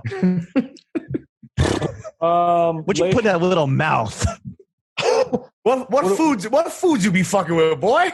Are you talking about this tight little mouth right here, or your asshole? I don't know. You've been known to put some expensive beverages up your butt. So whether mouth or ass. You're a big man, but that mouth is tall and wet, dude, or short and wet. I don't even know. I'm ready to receive a 12-inch footlong. Wet ass palate. I'm always trying to conquer the perfect Caesar. I'm always anchovies, yay or nay? Anchovies, absolutely. Big anchovy energy in the Caesar. What's the secret to a good Caesar dressing? I mean, quality ingredients, bro. Not to quote, any chef ever, but, good stuff in, good stuff out. Make sure you get a bomb-ass lemon, olive oil. So when you go to a restaurant, are you always getting the Caesar? I feel like people have that where it's like you go and you see a thing and you're always like chasing that. Is that your thing, the Caesar salad? Yeah, Caesar is a good... What's the best Caesar you've ever had? I would love to hear. Has it been homemade or has it been at a steakhouse or? It's unfortunately the best Caesar I've had is at this like fish market by my house. Okay. Called Fish King. It's a regular Caesar, but they do put mayonnaise in the dressing, which is normally interesting. It's a little frowned upon for real Caesar heads, but I love mayonnaise. Damn. Okay. I'm a male boy. Chuck used to be a Caesar head. Is that right? He had the dusty ass Caesar, like Nav, looking like What Nav, happened? bro. We got him a real barber. We introduced him to a fucking fire barbershop here in New York. This is when he first moved to New York, and we shout out Mildred, shout out Rob, shout out I think Caesars are still, Caesars are still popping if you have like the energy and the spirit to pull it off. Yeah. if you have a little piss and vinegar and mayonnaise in you, you know what I'm saying? Yeah, if your dick game and your mayonnaise game is strong enough, you can pull off the Caesar, no problem. You pull it off. Yeah, like George Clooney in his prime, dude. George Clooney in his prime was big Caesar energy. Only certain guys can do it. Breezy has a electric blue Caesar right now, and he's digging down all day, no problemo. For sure. Any other food you're fucking with right now besides Caesar I'm on a fried rice kick right now. Ooh. Any tips there? You have to get a fire ass walk. Right. You have a fucking you have a walk 10,000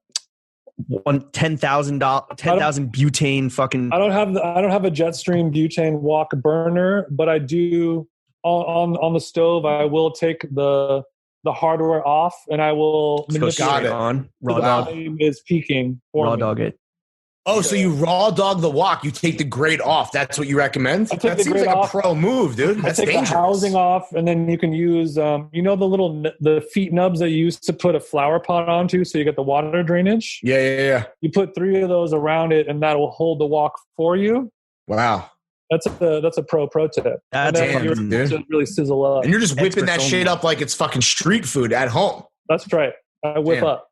And that's the only way to get the true wok shui on there, which is the Chinese word for the soul and spirit that is put into the rice through.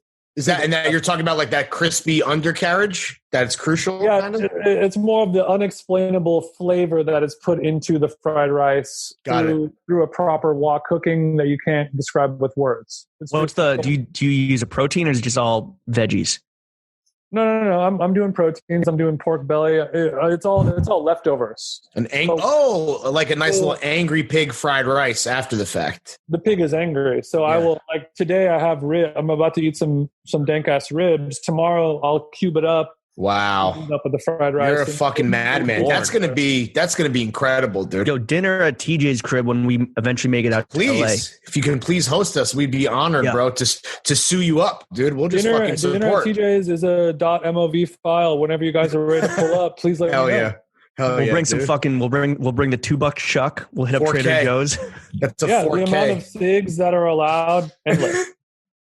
Nice. Are there any food you're not fucking with? Is there any like overly popular food trends you see, like that fucking foaming coffee or people making sourdough bread? Yeah. Like, what are the trends right now on the West Coast? I think trends kind of went down. Like there was a sourdough trend that was like very, very popping, and then there was a backlash against it.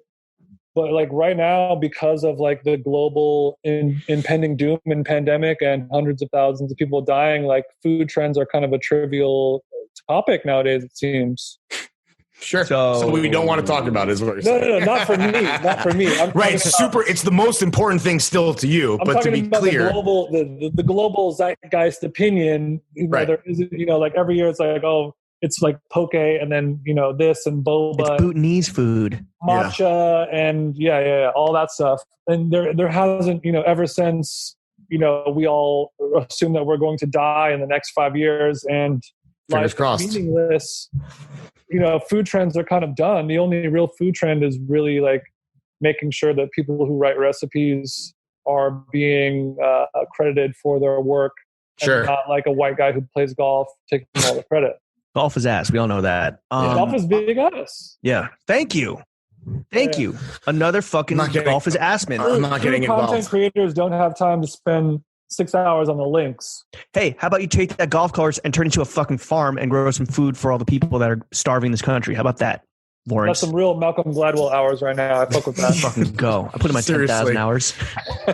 Speaking of putting in 10,000 hours, one thing that James and I are very fucking familiar with is the process of copping Johns. In a game we'd like to play with you, TJ, last John, next John, we want to know the last John you copped. Full retail. No flow team. Oh, I hit the plug at Supreme because I made him some fucking angry pig fried rice. None of that bullshit. And then we want to know the next John that you're going to cop, presumably as well at full retail, but something that is on the list. What's in the crosshairs? Yeah, I think in the crosshairs for me, even though it is September now, but in Los Angeles it is dead ass like 107 degrees. So I do have my eyes on buying some jeans right now. Really? Not to co-opt the namesake of right. So how does a man like, and I like how you're kind of flipping the script. We're doing next John first. Well, what is even the process of a man of your stature? How do you buy denim? It's a full Minority Report situation. It involves a complex algorithm to find clothing that fits me. Do you have to do made to measure or like what? I do all eBay. Really? It's all dead stock. So you're looking for I'm looking for a 28 waist and a 40 length. yeah, 28, 40. Ball, hit me up, bang my line. Yeah, and you're buying from a guy whose name is Devin Durant 69 on eBay. It's just like some ball player flipping his shit. Like, how do you even find this stuff? It is literally like I type in my measurements on eBay once a week or once a month or whatever, and then 12 pieces of denim will show up within that criteria of search. 3 of those will be actually garments that could actually work out for me. And then, if all the planets align and God is looking down on me, one of those could be potentially suitable for me to purchase. So when you find a thing, you wear it forever, right? Because it's so rare for you. You must cherish Johns on a level that James and I have never even thought to understand. And we think we're lovers of the game, but we don't even know. Jason, who's like the donut boy, like Randy's Donuts, that like has the big fucking donut? Like maybe if that guy's getting a makeover, you can get like his old britches, like that might work. Yeah, I mean, thank you for interrupting us to make that joke, James. It's time to move on. That's the point here. Yeah, the problem with being big and tall is I'm only tall and I'm not big. What's your waist size? Yeah, what is your waist size? 34. Wow. I do have a wide hip. Birthing hips. If you wore a 34, 32, what do those pants look like on you? Realistically, is that a full Millhouse flood? It's literally it's dead ass halfway between kneecap and so it's legit unwearable. Like you can't do it. Yeah, I could be wearing like some Raf Simons high tops and there's still 8 inches of skin. Chuck has a 29-inch inseam, so like his shit would go to like above your knee. Chuck is 28. But I was gonna say Chuck Road is them jeans buying like bowls used Palm Angels tracksuits in the notes. But it's tough. I mean, because you're talking about basketball players. You look at all these NBA fits, and like how many of those people look good? 0%. Maybe 1% when it's short season, like right now. So for me to look even decent or presentable, it takes a lot of work. Yeah, damn, dude. So like I'm never going to excel. I'm never going to reach a level of like pure stunting the way you guys are. But I take for granted. I consider it a W just to not look like ass. Level. Just to leave the house and not be immediately laughed back inside. Yeah, absolutely. Which challenge accepted. What was the last John you copped at full retail? That worked. That worked out for you. Honestly, I don't remember. I don't really buy at retail. Oh, everything's discount. Everything's friends and fam, or eBay. Or it's either a gift, vintage, or all right. Vintage and eBay count. What was like What was the last big vintage score that is like sticking with you? That's like made its way into the very rarefied era of your rotation. Old hardcore band T-shirts. Is probably like the weakness for me in terms of like dropping big coin on a shirt. Did you score yourself a pair of the only shorts that matter? The Throwing Fits Hunter Green. I wasn't able to snag those in time. Pre-order, so the pre-order was very quick, only 48 hours. I don't blink and you'll miss it. But I did, speaking of hardcore, the logo that you guys used did have like a strong, thrash metal vibe. I didn't know that you guys were a part of that community. Well, the kid who did the shorts clearly is. We're Big Bean, so shout him out. It was his homage. Posers. We just thought it looked cool. And we didn't really even understand the reference or the origins of it. And how do those shorts fit? You feel good about them? I haven't taken them off since they arrived. I feel so fucking great about these shorts, Tej, that I think that if we can find an extra, I think you would be a medium. Honestly, we have a large right here, and this is a 9-inch inseam because these are samples. We should send them your way. We'll get your address. We'll send them to you. We would love for you to have them. They're meant for Chuck, but I mean, Chuck's going to get the V2s. So like, I don't know if Chuck's feeling generous. I mean, I can have my atelier chop them down to a 5e because we can. You have been watching Dior and I. Yeah. Whatever it takes to get them jeans in my shorts. Well played. But I mean, honestly, all this shorts talk, I think one day I would like to pivot to, having a baggy brand of my own. Ooh, interesting. Yeah. You're a big baggies guy, right? That's a true and tried cop for even the tallest man alive, right? 5-inch baggies. Yeah. I mean, I don't know when the first time I blew the brains out, but I mean, it's coming up on 10 years probably. Wow. Damn. Yeah. OG. A decade in the game. You've been murdering brains for 10 years. Yeah. I've been snipping the cerebral cortex since you guys were in diapers. Lobotomies since we were just wee lads. The maestro of the medulla oblongata. For real. That being said, there are ways that the 5-inch patty baggy could be improved upon. And I think all you have to do is just start with the pockets, right? That's what a lot of people say just right off the bat. I don't want to divulge any secrets, but right. This is proprietary, of course. For pattern making could be in the works already. Let's get into the final topic segment of this podcast, which is constructive criticism. Them jeans, Jason Stewart. Obviously, we love you. We're a big fan of you and some of the things that you do professionally.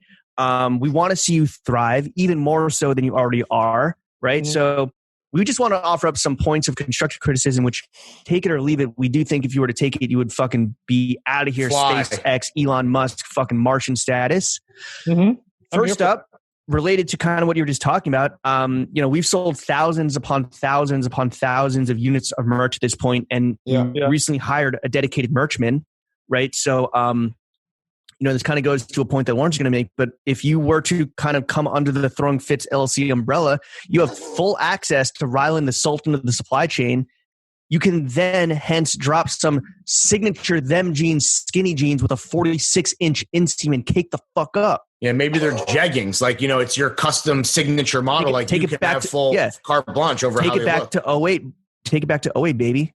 Yeah. So the constructive criticism number one is you guys can help me make 46-inch skinny jeans. Yes. Yeah. The thing is that you don't have to do any of the work. We just let Rylan, the merchman, the sultan of the supply chain. He'll do it all for you. You just kind of got to consult. It's a hands-off situation. Personally, the market and the demographic for inseam of this size is only me, so I will be the only person purchasing. I don't know, man. We talked about how ball players fucking look like ass. Yeah. Like maybe you make custom shit for hoopers that actually want to dress good. I think they want to look like ass. I think that's at this point. Who's to argue with that? Because they sure do look it. So fuck. They sure do look it. Yeah, but I do like managing. I like having control of my own merch, and I do like that. But as the merch continues to grow, I will look into your capabilities. It's not the pod merch; it's the them jeans merch. Yeah, okay. That's what it comes back to. Okay, well, good to know. Yeah, James is jumping a bit around here. I don't want to bury the lead, but really the most important piece of constructive criticism, and probably the most important thing that will be said on mic tonight, is listen, dude. As we've said before, Jason, you've been in the game for a long time. You are a proven commodity. If you have proven nothing, it's that you understand the pod game in and out.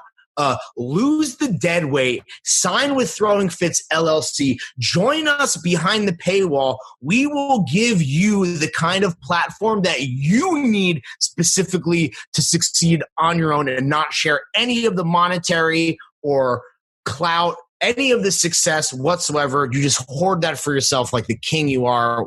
Let us help you, Doug. Yeah. So you guys are trying to sign me. Yeah, baby. Yeah. Trying to A&R this fucking shit out of you. Bulls run with bulls. They call us the kingmaker for a motherfucking reason. Yeah, think about it, bro.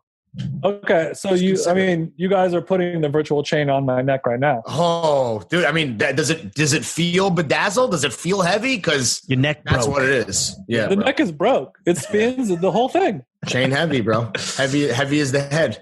And again, this is all kind of like a general through line of this is that when you sign with the fucking Kings, you become coronated, and not only do you get the money, the clout, but you get a whole army of Groms that you can delegate most of the work to. Yeah. Like you do a lot of the work that Chef does. You do a lot of work that Chuck does. So like, sign with us. Wolves run with wolves. Bulls run with bulls.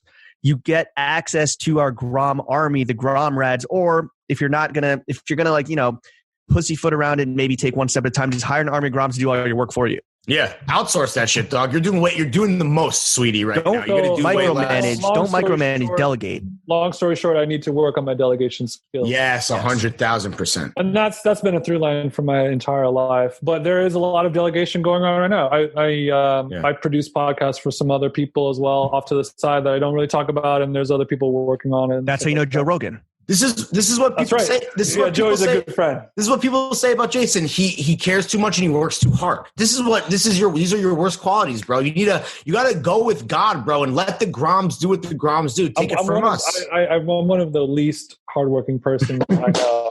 The best part about hiring Groms is not that they'll do the work for basically free. And Chuck and Chef, sorry, I thought that I didn't realize you were still here. Is that you build out a fucking family, right? Yeah. Like I'm the guarantor. Pay people to be your friends. It's cool. I'm the guarantor on Chuck's apartment. Chef, what do we do for you, Chef? I'm gonna give Chef a gift tomorrow. I'm gonna bike some shit over to him. Fucking Rylan came over and visited me today. Like it's the next corporate retreat that we're gonna do. We just love to get these kids fucking lifted and suited and zooted, and it's when you hear your family. Yeah, so if I took a page out of your book, I could have more cis white males in my network building my family together. Neither of our Groms here are drunk young men. white. Yeah, got it. We have a Indian American, right, or Kenyan American, and we have a Indian. Latinx. Chuck, he was born in Kenya, but he's Indian. He's an Indian American. Mm-hmm. Okay. Well, I mean, I'm working. The network is strong, but it's just not as publicized as your guys's. What is the point of being successful? That does not mean that you have a stable of ready and willing and able young men that you just get absolutely shit-faced. That's like the whole fucking point, right? True. I mean, the great men throughout history have taught us that. And speaking of great men making history, Jason, the last piece of constructive criticism, James already alluded to the legendary corporate/gorporate retreats that the only podcast that matters is known to have. Every so often, we need outside talent to really jumpstart the night. And I would like to request your potential booking or your presence as the next DJ of our official corporate retreat. We would really appreciate you do that on the arm, unpaid, kind of just for exposure. Really, I think it would be a good look for you exposure-wise, but just something to consider. That's the last piece of constructive criticism. Work for free. So you want me to DJ for you? Yeah, for free. For free. For free for what? Just to hang out with the boys. Which, I mean, you could be there, but like we would need you behind the decks. I could pay you money to do that if that helps. Yeah, let's do that, dude. I would love to turn it into an opportunity that puts a little money back in my pocket. Say less, dude. Let's do it. Good exposure again. Text over the playlist. That's all we need. Great exposure. Yeah, I mean, I use Spotify. It's a great app. Anchor is connected to it, and you guys can check that out. That's right. I heard Anchor advertised on your Anchor podcast. Yeah. Which seems like I don't know if the FCC is listening, but it seems like a bit of a conflict of interest. But anyway, basically, that's constructive criticism. Take it or leave it. Yes. Speaking of plugging your own shit, where can the kids follow you, and who do you want to plug? What do you want to plug before we kick you out of here and you go off and smoke your ribs? Yeah, finish those ribs off, dog. You can follow me at Them Jeans on Twitter, Instagram, all that stuff. Listen to the podcast I do called How Long Gone. Nice. It's the first time that you guys said various versions of that word many times today. Yeah. But it is called How Long Gone. Nice. Check it out. What, Apple, iTunes, and what, fucking Spotify, everywhere? Everywhere you can find a pod just like your guys. Hell yeah. Jason, thank you for coming on the only podcast that matters. We truly appreciate you taking 2 hours and 45 minutes approximately. Damn. That's a long one, buddy. The ribs should be done. Stay cool out there. Good luck fucking stomping around trash LA in your flipper-sized feet, Chef. I'm gonna need you to hit that motherfucking Rihanna. Good luck wearing tie-dye in the Lower East Side, dum-dum. Yeah, sure. Definitely feels like right now it's a really strong good riddance moment. I think we should probably end it right there. Jeff, tell us where you found love, baby.